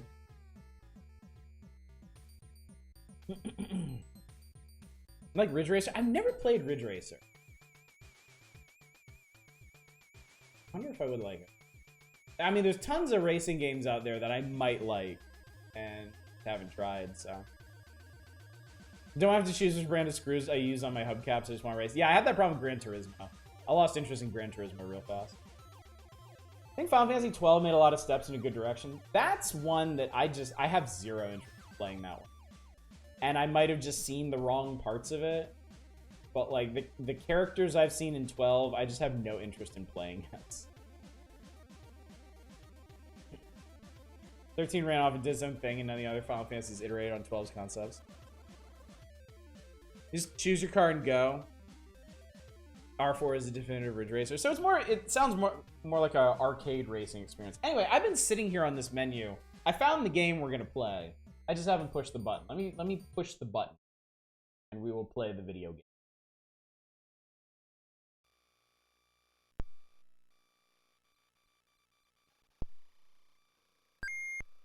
Oh god, it's Super Game Boy enabled. So, this is Jinsei Game, the game of life. Let's see what this is like. This was requested. Oh boy. I'm gonna push buttons until things happen.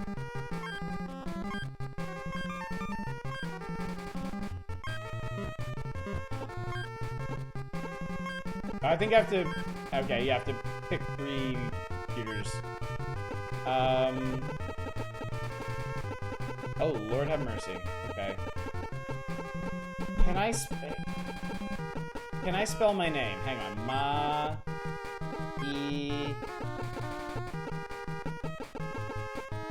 No. It's over here.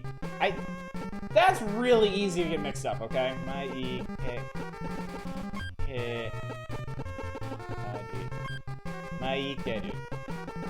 go. Oh my god, they have different backgrounds for different parts of the game? That's really cool. I didn't even know you could do this with the Super Game Boy. The only Super Game Boy enabled game I have ever played was Mega Man 5, and it just had one static background. I don't know what just happened.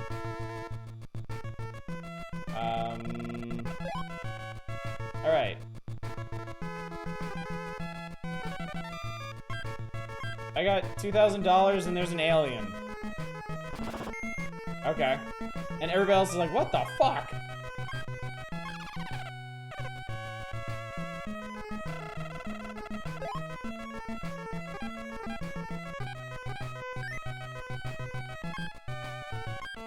Just crammed his ass on a train.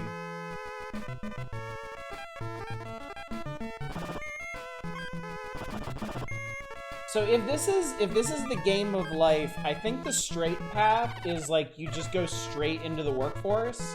If you take the side path, that's the one where you go to like university, and depending on which square you land on, you might do better or worse than just going straight into the workforce. We gonna do a Kirby's Dream Course stream? Oh, definitely. Definitely. When it comes up in the magazine, yeah.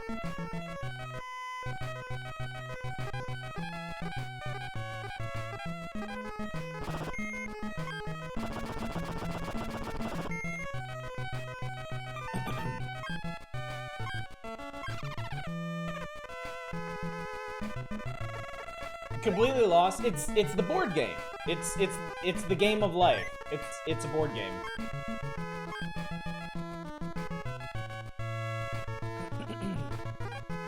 So every square you land on, something is happening in your life. But apparently in the Japanese version, there's like aliens and shit, so.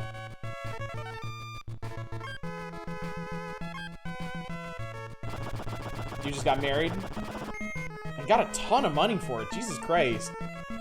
Marry somebody rich? Them emoting to what's going on is a cute touch. Alright, what do we got? 9? 1, 2, 3, 4, 5, 6, 7, 8. Let's try going this way and see what we end up with. $500 for something. Oh, I'm sad, and everybody else is being a smug dickhead. What's this?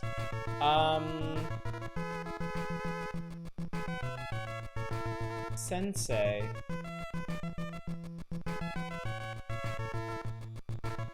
Am I a teacher? Did I get a teaching degree? You're gonna be a teacher! Alright, sweet. I actually read something. And there we are! We're a teacher now. We're teaching 1 + 1. To adults, I guess. They're idiots. Make some money. So I think that means I'm gonna get 10,000 every time I pass a payday. That's good. Game called Jones in the Fast Lane, which is a game of life with names removed. Yeah, Jones is way different. We streamed that, Eva. That was a fucking mistake. That was gazing into the abyss, and that fucking abyss gazed back. We did not expect that game to hit as hard as it did.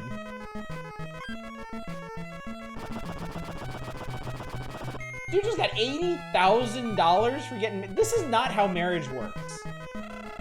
You need to mortgage your goddamn house, which you don't have to afford a wedding. Be the dude who fixes the spinner every time it breaks for money and says it's built like crap and spins out twice every turn. You fucking win by default. Alright, it's finally our turn again. 3. 1, 2, 2, 3. Did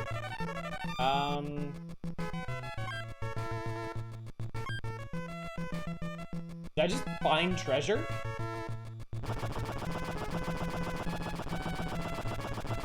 I think instead of getting married, I went on an adventure and found, like, pirate gold or some shit. He didn't get married, he got chosen as Mr. World. Sort of unofficial remake of Jones called No Time to Relax on Steam. I might check that out. I would be legitimately shocked if this had a fan translation. There are far worthier games out there that do not have fan translations. I was really disappointed that weird Japan-only sci-fi RPG didn't have a fan translation. I want to try playing that thing. By the way, there are a million versions of this. There is Jinsei Gemu on, like, all the Japanese consoles, and there's, like, 4 or 5 versions. There's another Game Boy version of this. And then I think there's, like, 3 or 4 on the Famicom, and then a bunch of Super Nintendo ones. This was big, apparently. This was really big in Japan. Or whoever had the Japanese license for it just crapped them out constantly.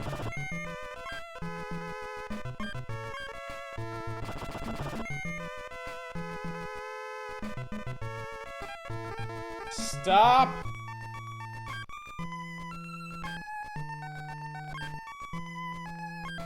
Oh, this is where you get married. And you roll for... Oh, you roll for your wedding gifts. See how Game of Life would be big in Japan?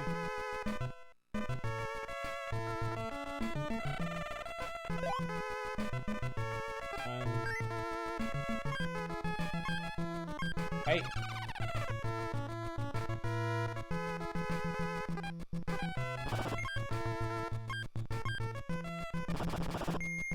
Hey, monies.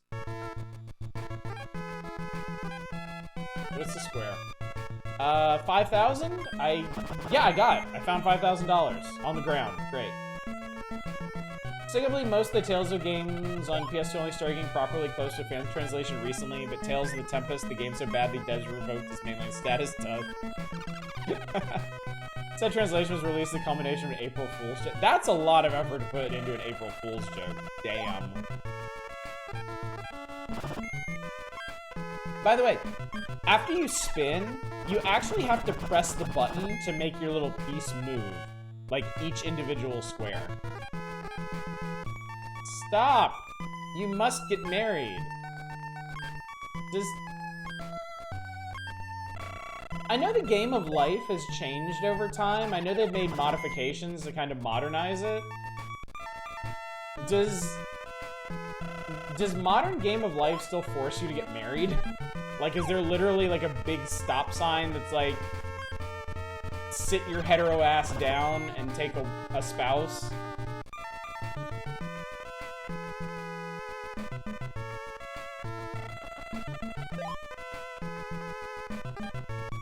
I don't actually expect any of you to know, like, who here has actually played the Game of Life in the last, like, 2 decades?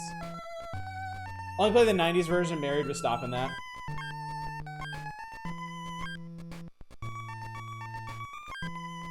Marriage. It is what brings us together today.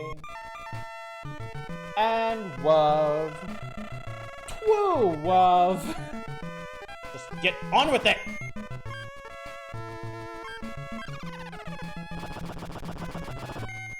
Ooh, I have. Played the aughts version, I don't remember. Saw the Ubisoft version recently because Niji Sanji has some very funny streamers. The version is much different from the one you remember. Probably a good thing. Probably a good thing. I had my mom's copy of the Game of Life. So I had a copy of the Game of Life from like the 70s, early 70s. I wish I still had it. Current computer version Game of Life 2 has marriage as an optional track and 3 choices for spouse, male, female, non-binary. Okay, that's cool. That's very cool. That's the way it should be done. Speaking of ancient board games, my dad's stepmom still have a working version of No way! Oh my god, Fury, that's awesome. Dude, I would love to see that. Wasn't that one of the first board games that would talk to you? Like it had like the mechanical centerpiece where like you'd like swipe your credit card and it would like tell you how much you something like that. Yes, please do, Fury. Please do. I had a couple electronic board games. Actually, I guess I had two. I had Electronic Battleship, which I feel like a lot of people had. But then I had the Omega Virus, which was this kind of high concept sci-fi board game where you were. It was basically like the board game version of System Shock. Except Shodan was like an angry, snarky dude, and you had to get key cards to shut him down, and he would taunt you all game because he's such a piece of shit. Some years ago, I bought a board game called The Adventures Temple of Chak, and I was thinking of running a Learn to Play panel at a convention I'm dealing with, so I went to look up how much it would cost for the convention to buy a copy. Apparently now to print, there's several $100s. Oh, shit. This is the thing where you put pieces in and pop them all out at the end. It sucked. That was, excuse me. Was it Concentration? Oh god, yeah, I think you're right. I had the board game version of Berserk. How the hell do you play the board game version of Berserk? Monies! Japanese adaptation of Game of Life that actually looks really cool. It's called RPG Jinsei Game, and it combines Game of Life with a JRPG. So it's like a JRPG approximation of real life? That actually sounds kind of neat. Conceptually, that's pretty cool. One character is man, and the other character controls all robots and evil Otto. Their question is, how do you play the Dark Souls board game?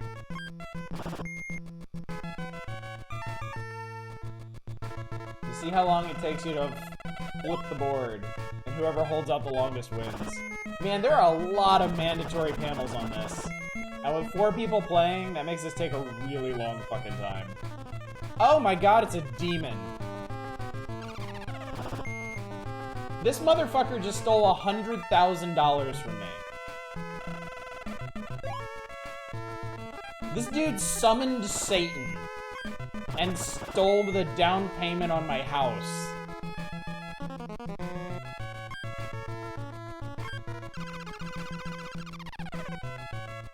And that guy lost $10,000.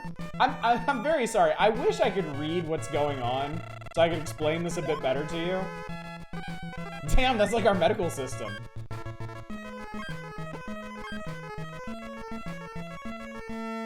He just chose not to do something for $25,000.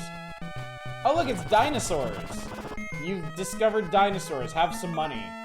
Obviously not a Jurassic Park situation here. Mandatory panels are choose career, get married, choose house.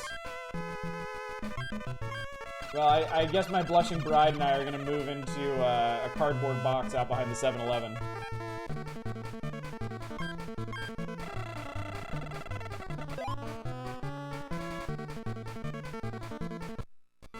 What just fucking happened?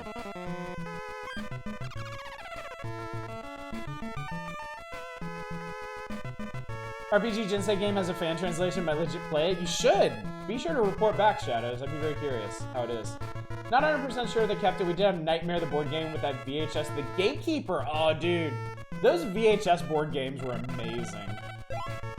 I remember watching some clips from the Star Trek The Next Generation one. It was so funny.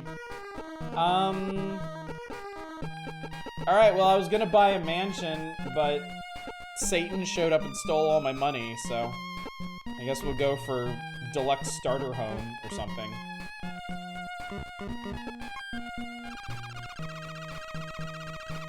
Or, no, actually we won't. We'll go into debt. It's a fire! Maybe I should stop picking yes for all of these, because apparently I'm just throwing away all my money.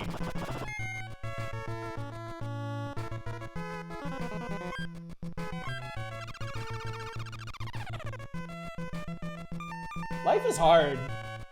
They have Nightmare by that Atmosphere, which is like the all Nightmare sequels put into one board, and you have to get one of the characters to play as them in the first 10 minutes. If you don't, you basically have to play as a chump for the rest of the game. Alright, that dude lost all of his money. So, I think the lesson of this game is Hail Satan.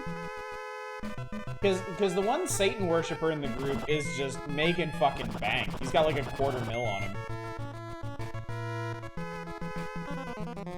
Yes, Mikey.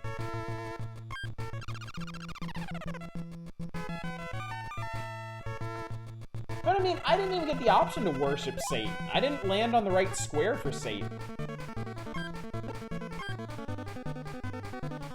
This guy's also playing really conservatively, I noticed. He's picking no for a lot of options. Oh no, he lost some of his money. Poor rich fuck.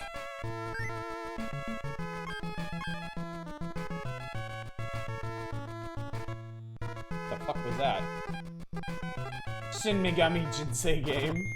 Well, yeah, but he's going to hell. Yeah, but he's rich. Come on, man. I live in America. Nothing else matters. Next thing you know, he's gonna be buying Twitter. Who cares if you're going to hell if you can afford Twitter? Then nobody's ever going to make fun of him online again. Surely that's worth sacrificing your eternal soul for.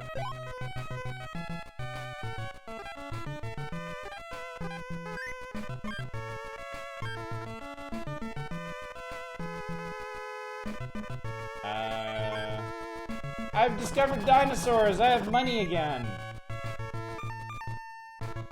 Alright, well I didn't find Satan, but I found dinosaurs. I guess that's the next best thing. Oh, fuck.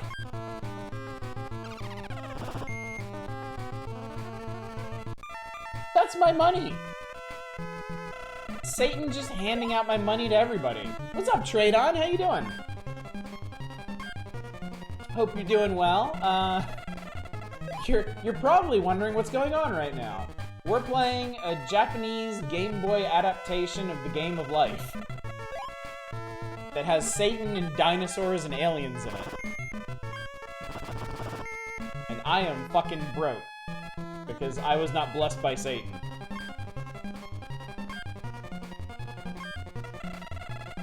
Satan, my child will marry when he is emotionally and fiscally prepared. Jesus, propagate now! I am losing at life. It's because I don't have Satan in it. Game is metal as fuck. Alright, well, let's see what else can go wrong.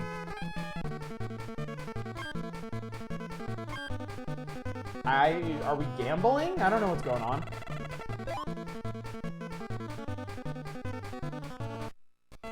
I don't know. Lose all your money.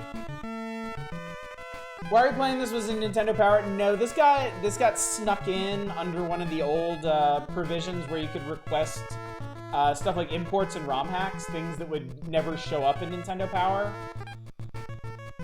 I had to close that. I had to close those requests down because I was so bad at actually fulfilling them. So that's what we're doing now that we finished Final Fantasy Adventure. I'm taking a little time to fulfill some of these. This request was made 2 months ago. I have some requests that were made 4 months ago. So I'm a bad streamer. And it's reflected in my skill at the Game of Life. Why the hell didn't this show up in Nintendo Power? Don't ask me, man. Figure out who published this, and then go write them an angry letter about why they never localized it.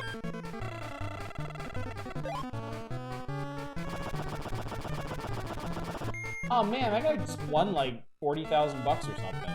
Fuck him. Never has eating the rich been so appealing a concept as it is right now. Look at this motherfucker. Spins the wheel and money just falls into his lap. Happy birthday, have some more money. From us. What a piece of shit. I don't wish rich people money.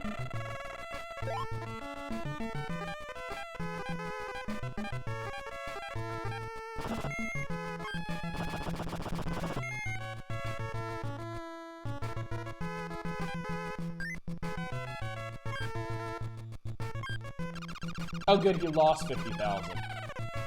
I like how salary and taxes space is the same shade and pattern.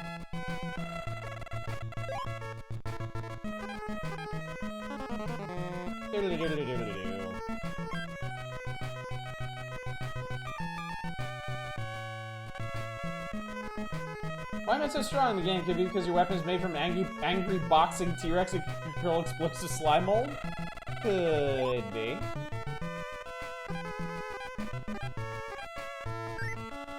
What's this? We're going for a walk.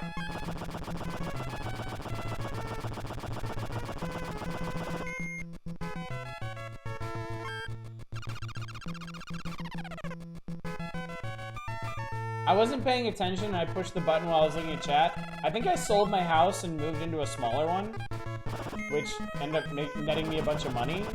So that's cool, I guess. Almost as sad as the people that end up in the red in Jeopardy. Lucky chance! You want 10,000 bucks? You want 100,000 bucks? You want to spend 10,000 bucks to win 100? I don't know what just happened.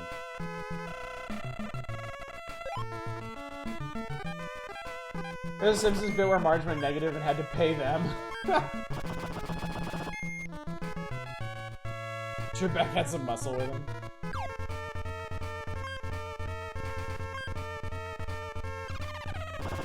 Wow, fuck you. I hope this is your last birthday on this earth. Bougie fuck.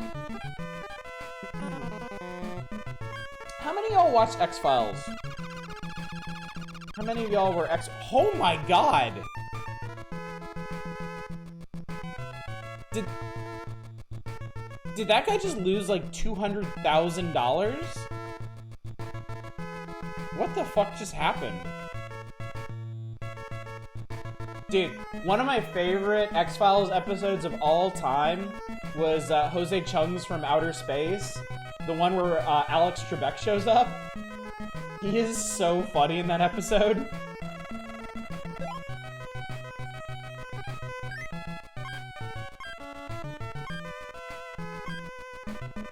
Dude, that whole episode is just burned into my brain. It was so funny. What just happened?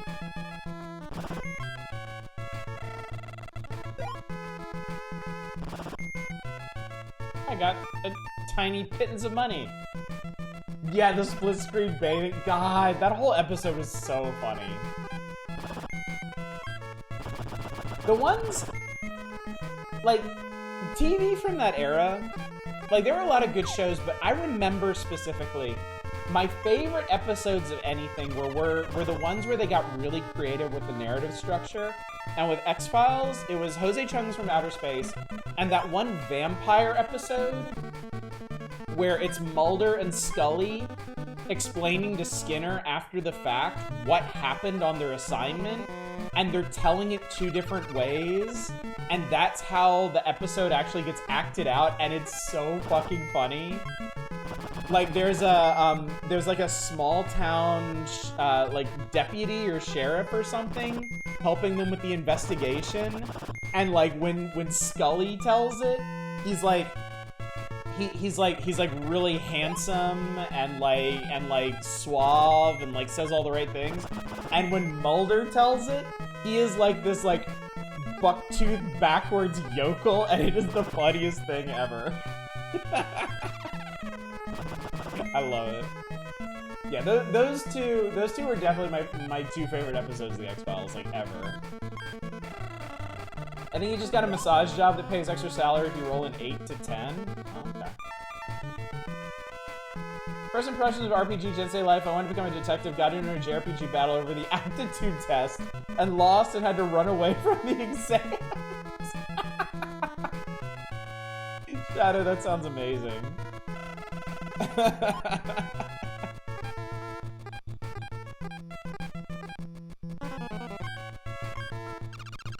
I just lost 70,000. Okay, I've had enough of this.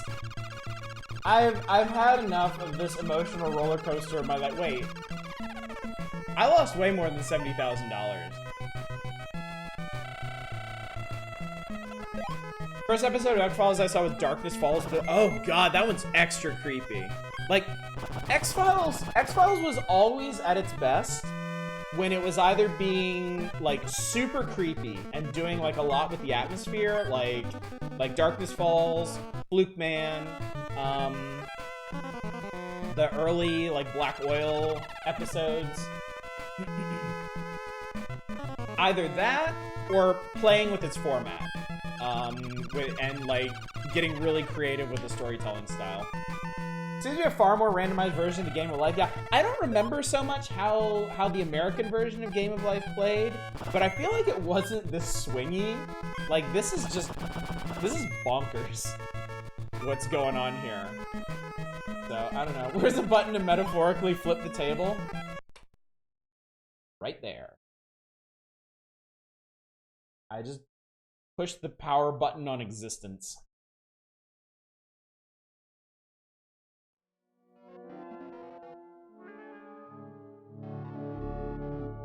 There's some other X-Files I remember. Funny enough, I don't remember a whole lot of, like, the main plot episodes. Where they address the running story that underpinned X-Files, but I remember a fair number of the individual episodes. There's one where the makeup creeped me the hell out. I don't remember the name of it. It starts with the hostage situation. The guy is claiming his boss is an evil bug monster to make zombies, and sometimes you see flashes of reality and the zombie makeup is super creepy. Got an opportunity where a dude walked up to me and started speaking English. I rolled 2 and failed. Alright, let me see if I can find this other one.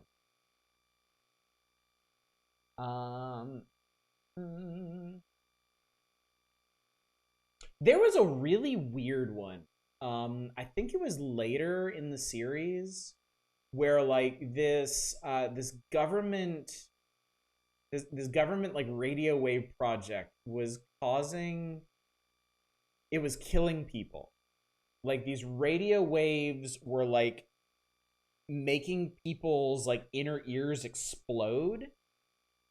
And, like, I guess, like, I don't know how they got split up, but I think Mulder went to investigate, and there was a guy affected by it, and he kidnapped Mulder, and he got him to drive west, because moving west was the only way to stop, like, the pressure buildup in their head and keep them from dying. And so, like, the episode was just about, like the plight that this guy was in, and Mulder, like, learning about him and sympathizing with him and communicating with Scully about, because, like, Scully and the rest of the FBI wanted to, like, take this guy down. Like they thought he had kidnapped Mulder and he was, like, a terrorist or something. And Mulder was trying to get her to understand what was going on, but it was a secret government project. So, like, it was difficult to get her or the rest of the Bureau to believe them. And I just remember at the end, like, Scully agrees to help, and they meet up, and she rushes out to try but it's like, it's too late, and the guy's head explodes in the car. Something about people's heads exploding. Something about it really creeps me out. It's a very memorable thing for me whenever it happens. Do I game? I do. Yomihon Yumegoyomi. This is the sequel to Mercenary Force, which we played some time ago. That's right, Satellite. I'm actually playing something you requested. I hope one of these does something.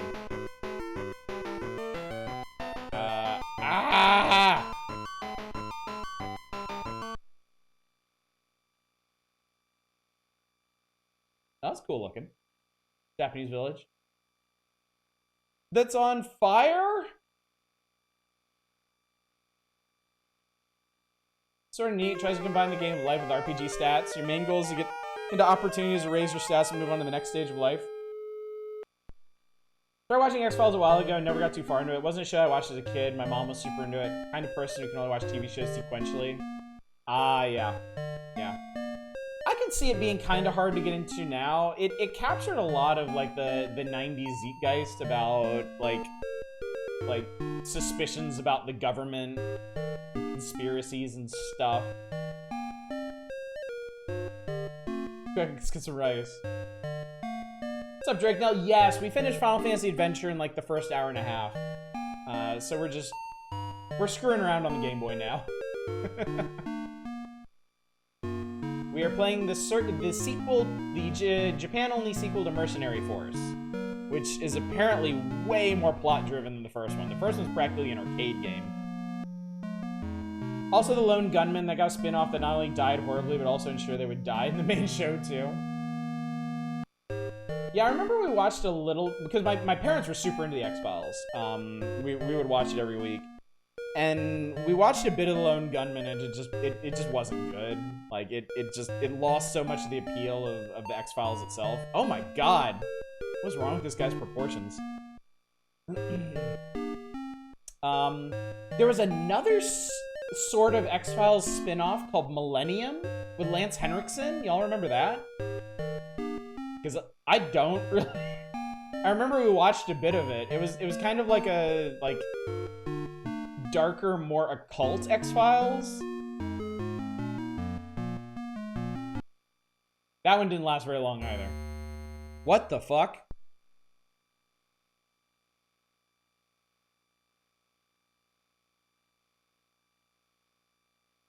Can't read that. Oh my god, I'm choosing something. Okay, this is weird. They finished the story of Millennium in the X-Files. I remember that much. Game, what am I looking at? Your guess is as good as mine at this point.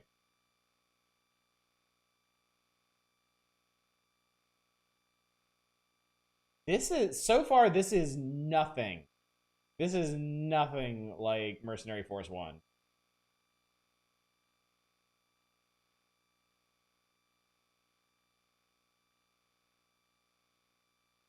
What the fuck, man? Like, maybe this is, like, really funny or something. What is going on? Maybe this is, like, really funny if you can read this. But it's kind of creepy. I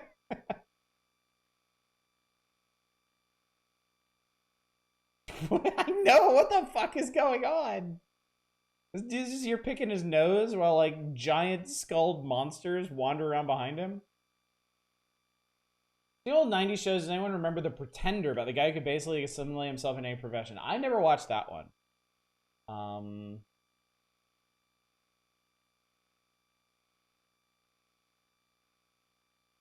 My parents were mostly into sci-fi and comedies on TV. So they would watch the usual stuff like Cheers and Night Court and Seinfeld and Friends later on, and then they would watch whatever Star Trek was on TV. They would watch X-Files. My mom was huge into Twin Peaks. It's kind of I kind of regret not letting her get me into that as a kid because I watched it much later in life and I loved it. So. Dude had a weird face. Remember? Oh my god!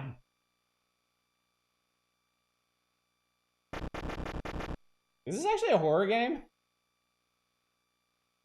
I don't know what the fuck is going on. I'm just gonna start mashing the button. Get through this. To hopefully some gameplay at some point. Tag yourself on the dude middle left looking both tired and horrified. This is so weird.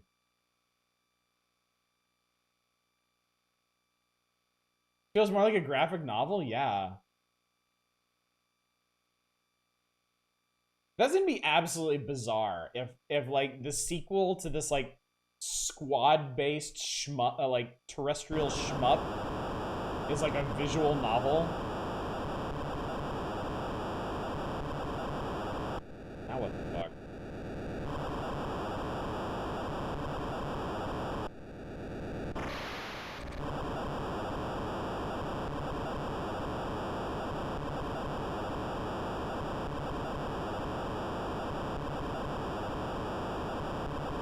And it says cuckoo cuckoo.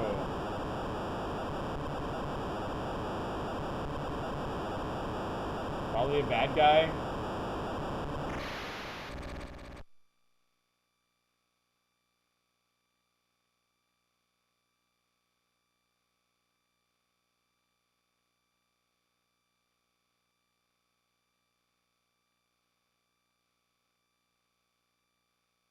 What? This is an A+ for atmosphere. Select to see password. I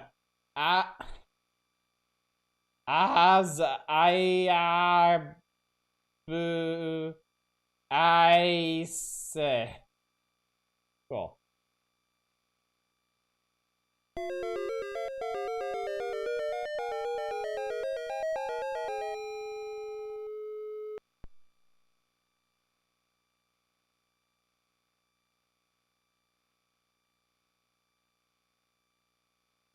This kind of feels like a creepypasta game.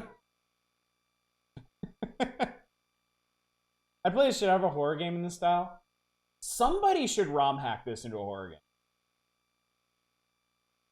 Oh my god.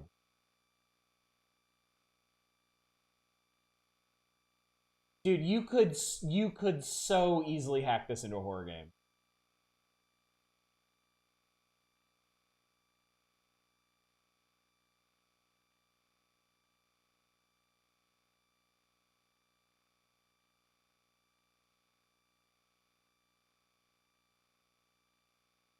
This looks gorgeous. What is this? Cybercrunch. This is Yomihon Yumegoyomi. Tenjin Kaisen 2. If you've ever heard of a Game Boy game called Mercenary Force, this is the sequel. However, it is a completely different style of game from that one. Mercenary Force is like a squad-based shmup based in like feudal Japan. This one seems to be like a visual novel. Not Mercenary Kings, no. I love it. Oh my god! This one might be a horror game, we're not sure.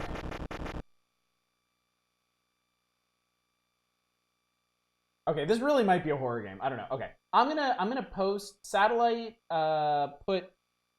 entered this as the name when they requested it. So if you want to look that up, feel free. I know nothing about it other than it's supposedly the sequel to Mercenary Force. But it feels like completely unrelated.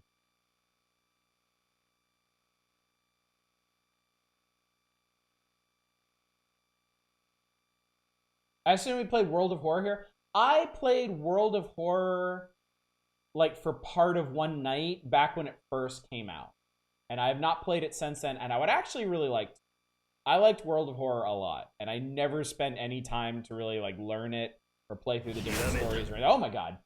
Cybercrunch, thank you so much to follow. Sorry, this game is just like weirdly unnerving to me. I don't think it's supposed to be, but the lack of music and these really weird looking characters are kind of unsettling me. I'll reiterate, they also knew nothing, but it is a sequel to Mercenary Force. There's your entire face at the top half of your head. Our guy, probably.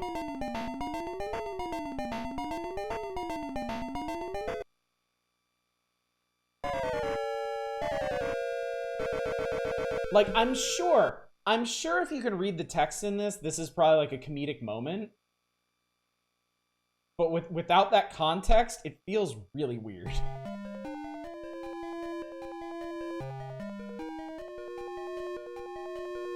Pretty decent, learned a fair bit, can explain anything you want to know, but I won't tell you what to do. Okay.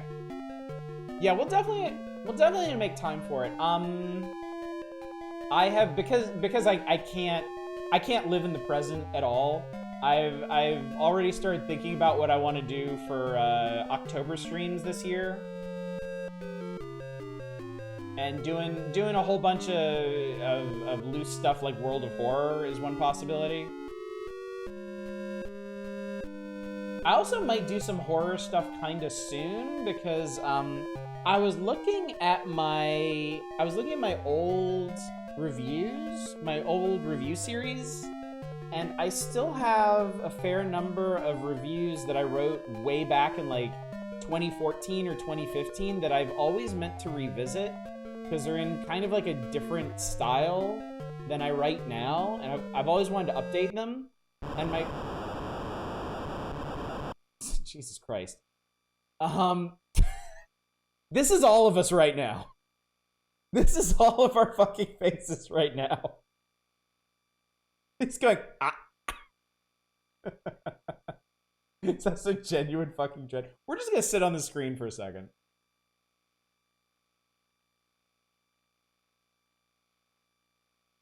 But yeah, the first 2 horror review series I did, I have not revisited like almost any of those games. I started running back my original, my very first horror review series like 3 years ago, and I never finished it.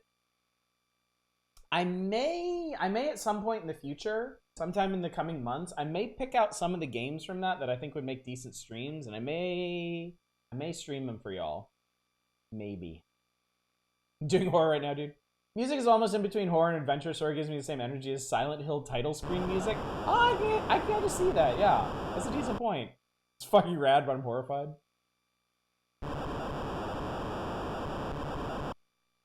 Like, I want to know what this deal is. Like, so far, it's just been these weird-looking people sitting around their shitty house talking, right? And then all of a sudden, like, burning hell clouds, like, roll in, thunder screaming. And they're just like, well, this is a thing that's happening. Well, I guess our house is gonna collapse now. Did you ever play Siren? I have played Siren back when it came out. I got a little ways into it. That game is, to me, utterly horrifying and utterly impenetrable. Years later, I watched an LP of it. So I've seen everything that happens in Siren.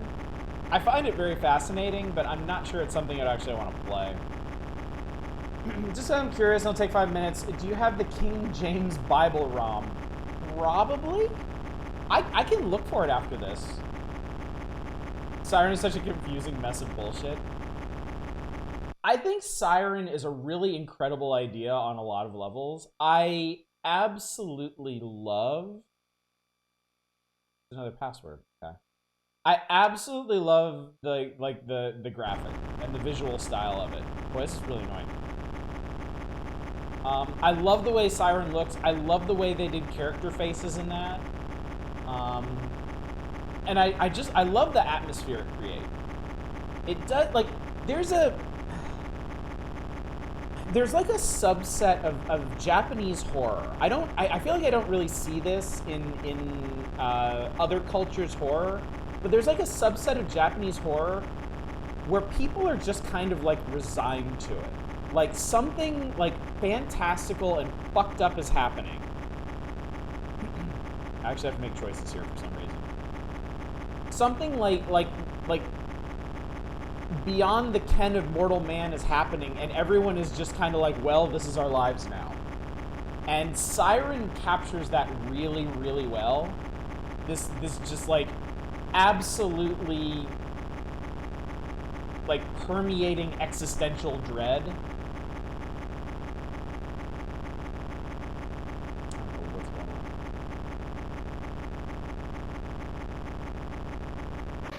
Oh my god!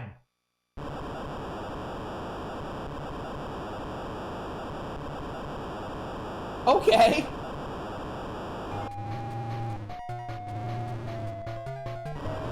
It was a horror game. Oh, I thought you were talking about this game. Yes, exactly, like Uzumaki. Yeah, that's a big reason why I like Junji Ito stuff so much too, is like in a lot of his stories, people are just like, well, like unimaginable cosmic horror, guess this is what we're doing now. And yeah, I feel like Siren captures that really, really well. Like some people just... Oh, I just mashed a button.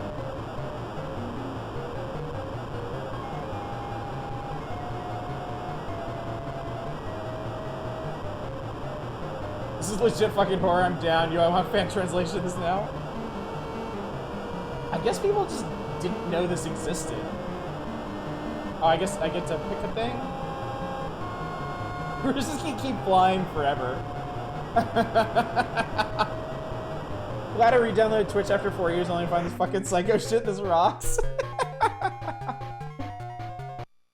You picked the perfect night to come by, Cybercrunch, because I do this thing called the Power Hours every Thursday, and oh, Jesus Christ.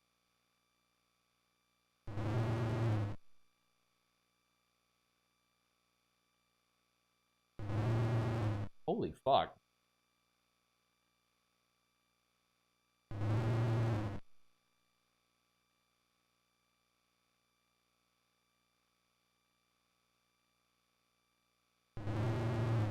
This is really fucked up.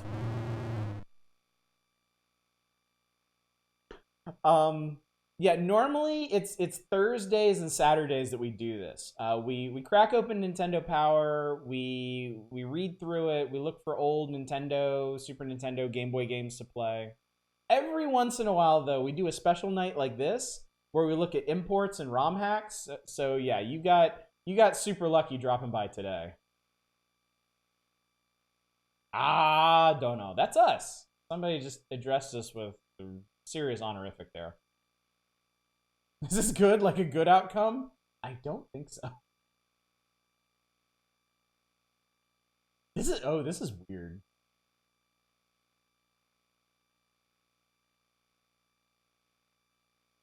I'm sure the dialogue is like comedic. You. Like 10 minutes ago.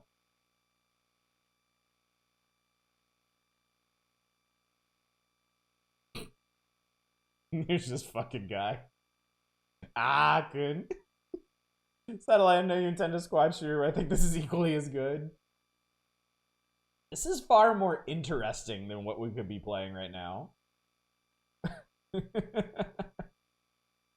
Really like Parasite. I've read through that a few times. I have too. I like Parasite a lot. I went through a phase where I was consuming a lot of like horror manga. And I read, Jesus Christ, who the hell is this guy? There was another story. It was kind of weird. But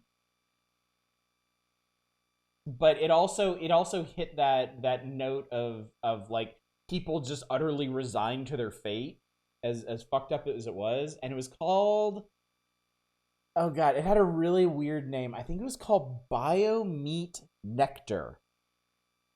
And it was set in the near future of Japan, and like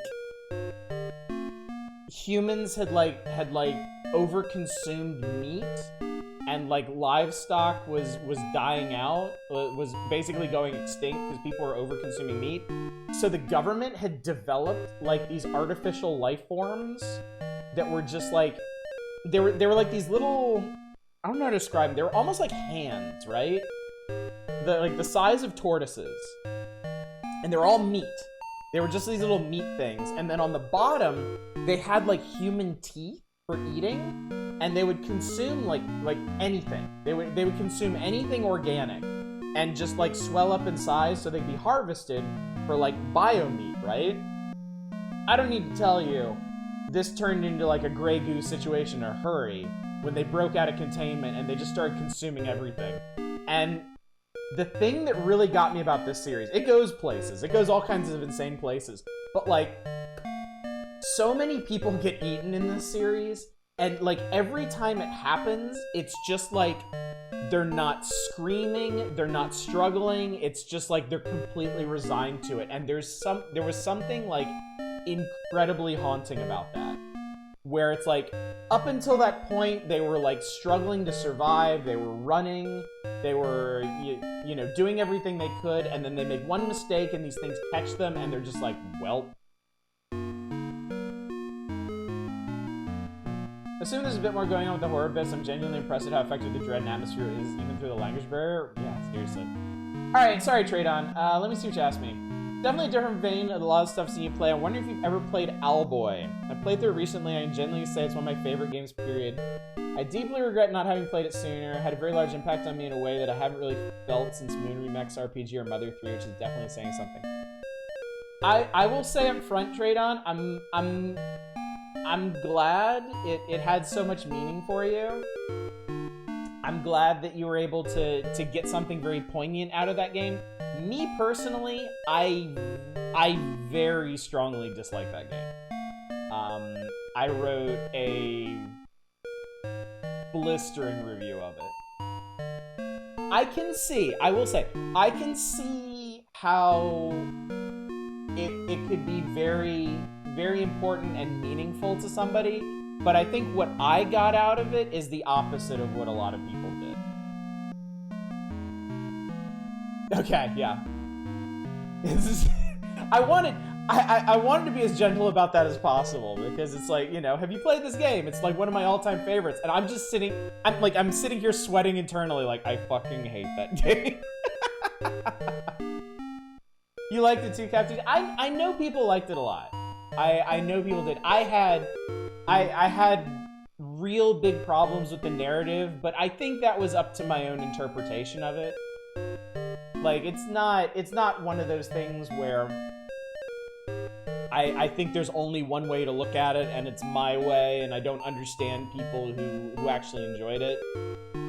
With that game, I can see what people appreciated in it. It's just it wasn't for me. It's not what I got out of it. What's up, House? Good to see you. Eh? Huh?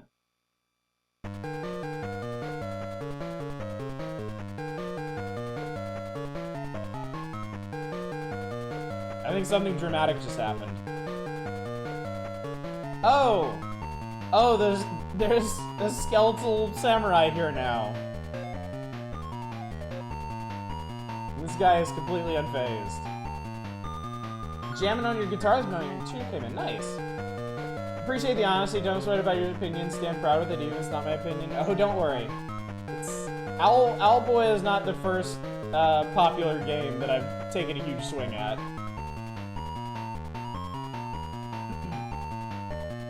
Oh, we got Oni. Cuckoo. I relate to Bottom Dude's face of like, what? You liked Owlboy? So kind of expecting some silly gameplay popping at some point. I think we're past that point. I think this is the game. I think we're just clicking through like a visual novel.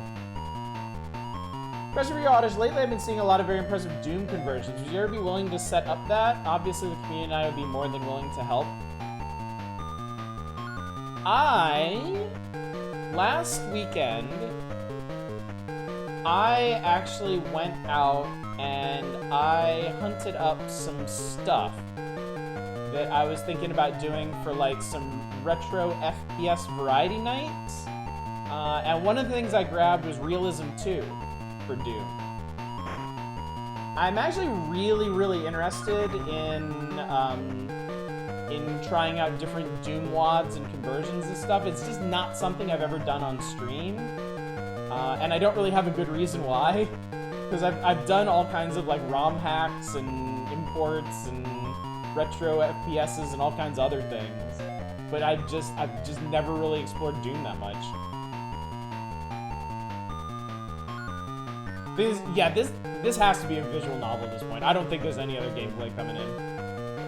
I had questionable opinions before myself. I can't think of anybody I know I've had them. Doom mods are an amazing thing. I'd be thrilled to watch that. Okay, I know you're not the only one too. Other folks have brought that up in the past. And I would like to devote a night to Realism 2 at some point. So here's what I did. I changed my plans because I got some other stuff I want to do. Our dude is glowing now, I guess. But I was gonna put our next Friday.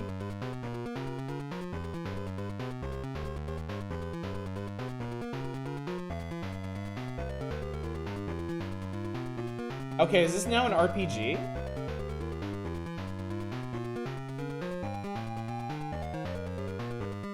That's not to say that you have questionable opinions. I'm just of course not, Trade-On. That's really funny. That's really funny how it came out.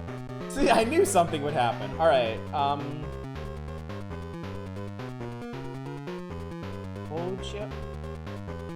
Hojo? Kaifuku? Pick a card, genius. All right, fine. I pick Hojo. What the shit is this?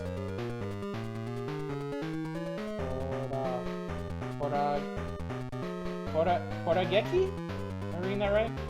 Right is healing? Oh, okay.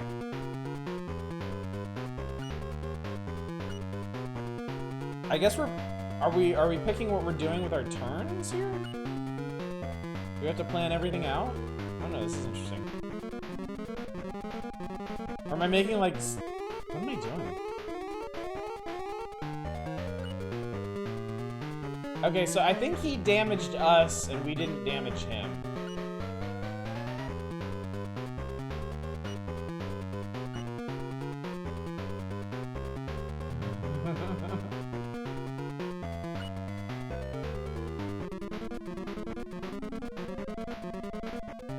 Something just happened. Are you sure this is gameplay? I'm not sure of anything anymore. Holy shit, I just Hadouken this guy.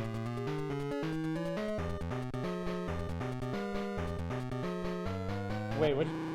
Wait, was this a plot battle? What was? Huh.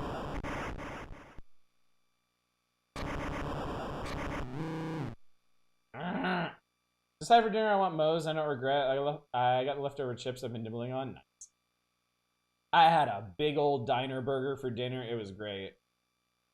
My wife and kids were out. They went to go see a dance troupe. So I was left to my own devices for dinner. So I went to Why Not Burger. I got a big old bacon cheeseburger and fries. It was so good. And then I played some Serious Sam 4. I really like that game. I have been enjoying the hell out of that. Remind me what this game is called. I'll go you one better than that. I will do exactly what you asked. I'll just post the name in here. Yomihon Yumegoyomi Tenjin Kaisen 2. Supposedly the sequel to Mercenary Force on Game Boy. Had a thick grinder with jerk chicken and pineapple on it. Fuck, it was good. Listen. If you don't make this a mode, I want to. Oh, that's right. You requested something as an emote, didn't you? That's pretty good. Yeah, I will talk that over with our artist, and we'll see what we can do.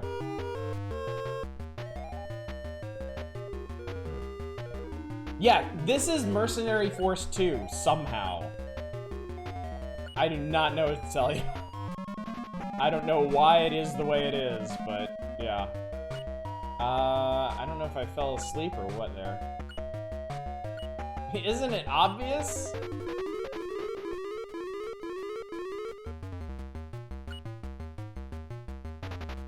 I wonder if we're like... Are we like casting spells? Or... Oh my god, I just got flaming skulled in the face. I think I just died.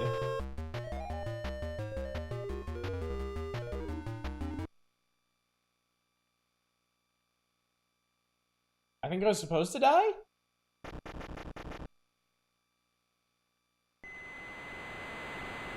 I think a jet is taking off now?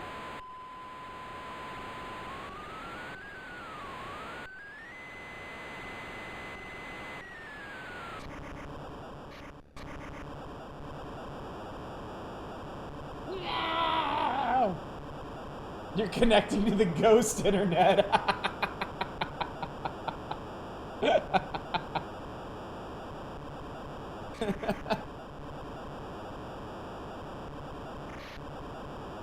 Did I get the bad ending? Or was that supposed to happen? Hell connections or dial-up? Yeah, that tracks. The end. You fucked it.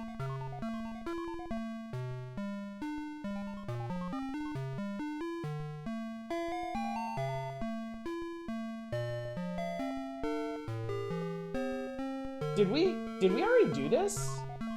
Did we go back to a previous scene? Like, is that gonna play out again, or?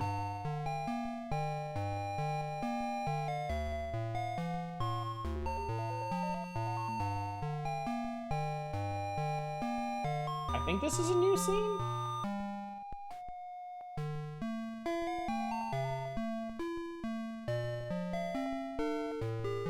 If you like horror visual novels, there's a game called Raging Loop, which is pretty good. I have never heard of that, Eva. What's the back of the box synopsis for that one?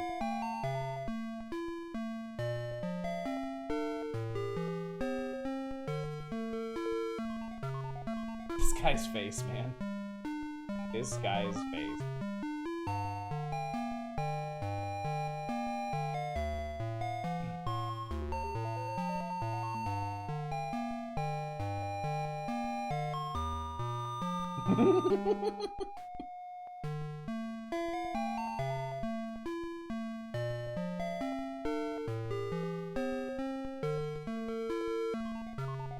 Can't find any English information on this game.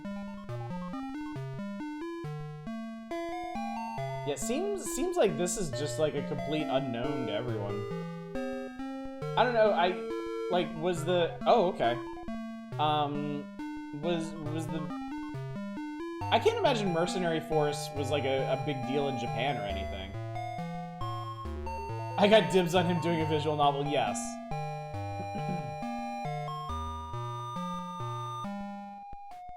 I'm pretty sure if I agree to do a visual novel that isn't a Little Lily Princess, I'm going to die.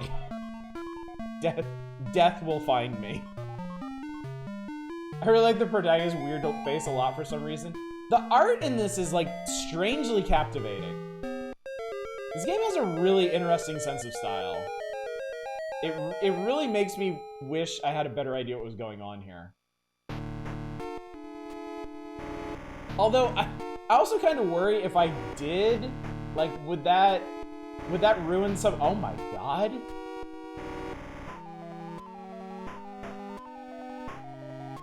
That'd be a penalty if you skip Ocarina of Time, Majora's Mask. Fair enough, fair enough. Pick you out a nice 30 or 40 hour read, it'll be great. A drifter winds up lost in a Japanese village. On the night he arrives, he is killed and winds up back at the start of the night with full knowledge of his death. Mechanically, this helps you unlock new... That sounds cool, Eva. That sounds really cool. I like that.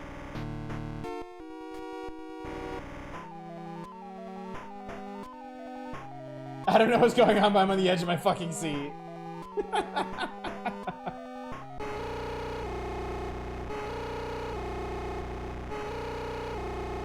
This game has got some fucking choices with the audio.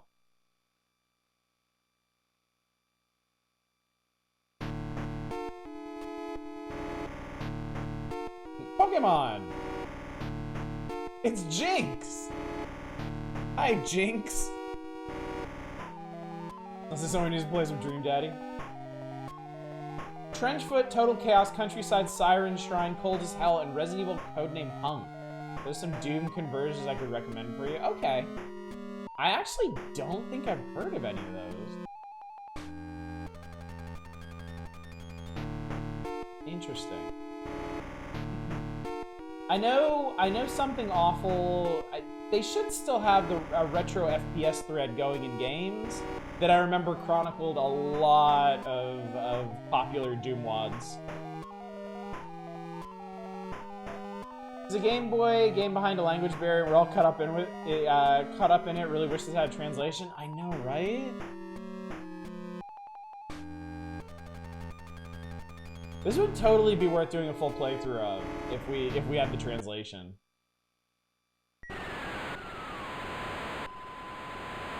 The Doom 20-year thread is active. Yeah, that's what I'm thinking of. Hey, Chris Lives is a good YouTube channel if you want to browse the wild stuff they have. Even lately put up a tutorial on getting mods to work. Oh, nice. I mean, I've installed GD Zoom or GZ Doom to get Realism 2 running, and I noticed that makes it super simple because it goes ahead and indexes all of my Doom engine games, and I can just drag and drop pack files onto it to run stuff. So I'm pretty sure I can get like anything running. That's a new expression.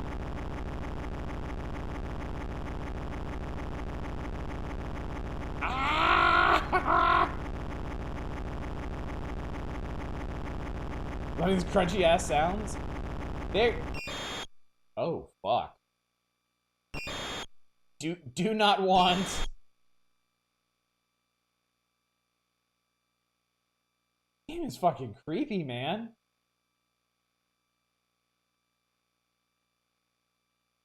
Yeah. I didn't know I composed the soundtrack for this. Do we have to fight this thing? Oh god, we do. So I don't know. Are they actually expecting me to win? Or like... I'm really curious about this.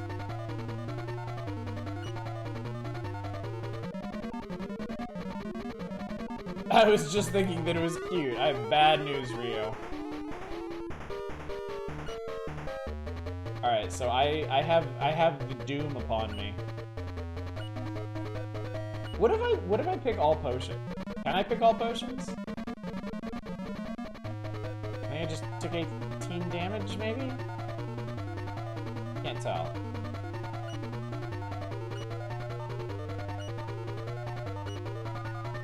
I wonder if you're supposed to memorize the tile results for future attempts. That would make sense, actually. Maybe that's what the gameplay is supposed to be here. Is puzzling out what the tile combinations do. Oh, I just got Hadoukened out of existence. Cool, thank you, Eva. I will check that out after the stream. I got a lot of stuff to check out after the stream. It's been a productive night. I think we've all... Oh, God! Is it possible to launch a combo before you hit 4 tiles? It seems like it. Oh, I think I just healed myself? Let me see if I can do that fireball shit that he just did.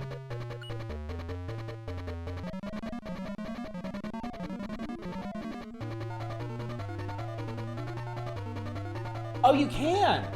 You can push B at any time to send it off. Okay, okay. So maybe that's what I'm fucking up. Maybe there's not so many 4-tile combinations. Maybe some of these you only need 1 or 2.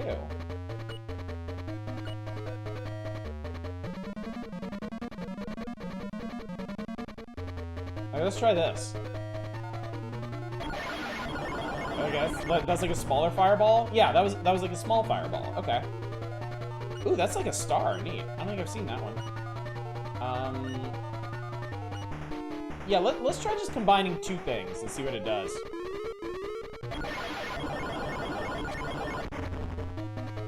Holy fuck, dude! I just threw like a zombie head at him. Oh, we're both picking from the same set of tiles. Okay, so 2 tiles seems to be a more standard attack pattern. Did 148 but not damage?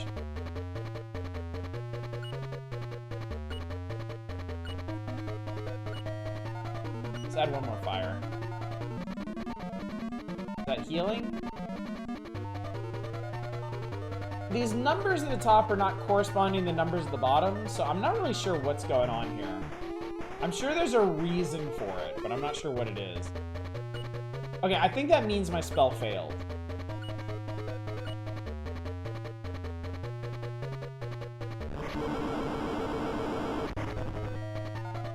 Okay, that wasn't too bad. Alright, that actually did 10. So maybe there's different stats. Maybe not all the numbers are health. Maybe they represent other things too.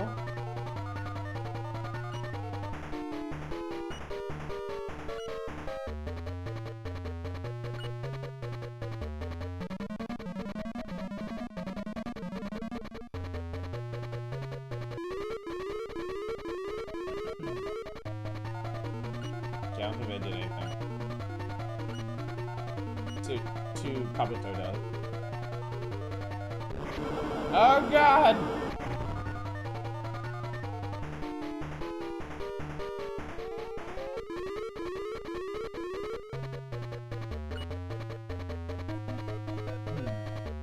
top numbers is like your current max HP and the bottom is the enemy. Could be.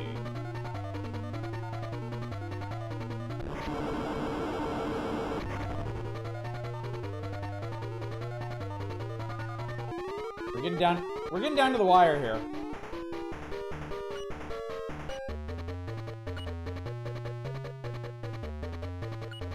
Welcome back, Tradon. Things have escalated significantly. Bottom is spirit. Oh, so maybe we can't see his health at all? I just died. HP on top, man on the bottom. This is an RPG with hour-long intro cutscenes. I think what this actually is, I think this is a visual novel with RPG battle at certain points. But also, I think the story continues even if you fail the battle. I think that might be how it handles branching paths. Is the story may branch depending on whether or not you're winning. I mean, there are also points where you make decisions too. So, I wish there was a way to find out more about this game. We're on the abject failure route. Yes, we are. Kind of akin to the PC 98 RPG VN combos, but without the porn. Well, we're still early days here. There's a lot of ground yet to cover, I suppose. It's really veiny eyeball. I'm just, just throwing that out there. That's not an eye, it's a nipple.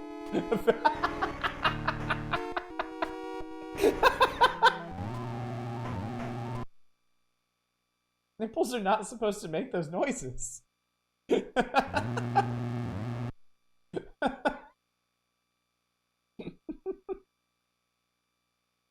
Oh my god. Neither eyes. Oh! So did I lose? Is that game over? Maybe I was wrong. Maybe there are game overs in this.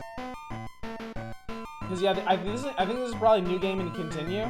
You fucked it. Well, you know what? It looks like you were so bad the game ended. Well, this is probably for the best, because otherwise it is about quitting time over here. It knew midnight was coming and gave you an easy out. Yeah, I gotta be up early tomorrow for my kids' Japanese school, ironically enough. That's what I can do. I can bring my kids in here and they can live translate for me the next time I stream this. But oh my god, what a trip this was. This was really fucking cool. Mark this one down. We may need to return to this in some capacity at some point, because I never expected this at all. Very good stuff. Yeah, this was absolutely rad. Well, you know what? Very productive evening. We finished Final Fantasy Adventure as we intended to do. We knocked off 2 of my my poor old requests that y'all put in months ago, and both of them were very, very interesting. So some of that was like fake old-timey Japanese, tricky to follow, at least without a kanji to guide you. Okay. If your emote happens, we'll have it at all times. True. Another very good visual novel is 428 Shibuya Scramble. I've heard of that one. That one I do know. Never tried it, but I've asked previously what kind of visual novels I could look into if I ever wanted to get into it, and that one definitely came up. So, all right, gang. Well, schedule-wise, tomorrow night we're back on more traditional Power Hours fare. We'll be going back to the September 1991 issue. We're going to be playing some NES games for sure. We'll be checking out Kickmaster and Worm. I guess we're also going to take a look at the other Game Boy games in the magazine, see how far we get. Might even have some time for some Final Fight or other Super Nintendo games, since we're in the early days of the Super Nintendo era in Nintendo Power. I'll be off on Sunday. And then Monday we're back on Thief 2. we'll be wrapping that game up on Monday and Tuesday. And then on Wednesday, we'll be starting a brand new game for May the 4th. And wouldn't you know it, it's going to be Star Wars adjacent. Or themed. Or extremely. Anyway, let me go find somebody for y'all to raid who is doing something neat.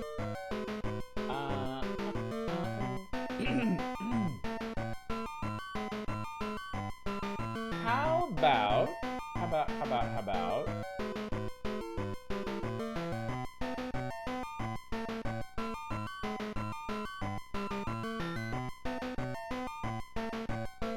I believe I will send you over to Dama again, because Dama is playing Stanley Parable Ultra Deluxe. So let's go see how that is going. Also, I rated them right at the end of their stream yesterday, so hopefully they'll have a bit more life in it tonight. So anyway, gang, thank you so much for joining me tonight for this. I'm still not entirely sure what happened, but I know I enjoyed it a lot, and hopefully you did too. And hopefully you will join me tomorrow night as well for more NES and Game Boy explorations in Nintendo Power. But until then, as always, as ever, like I always say, y'all take... Bye, everybody!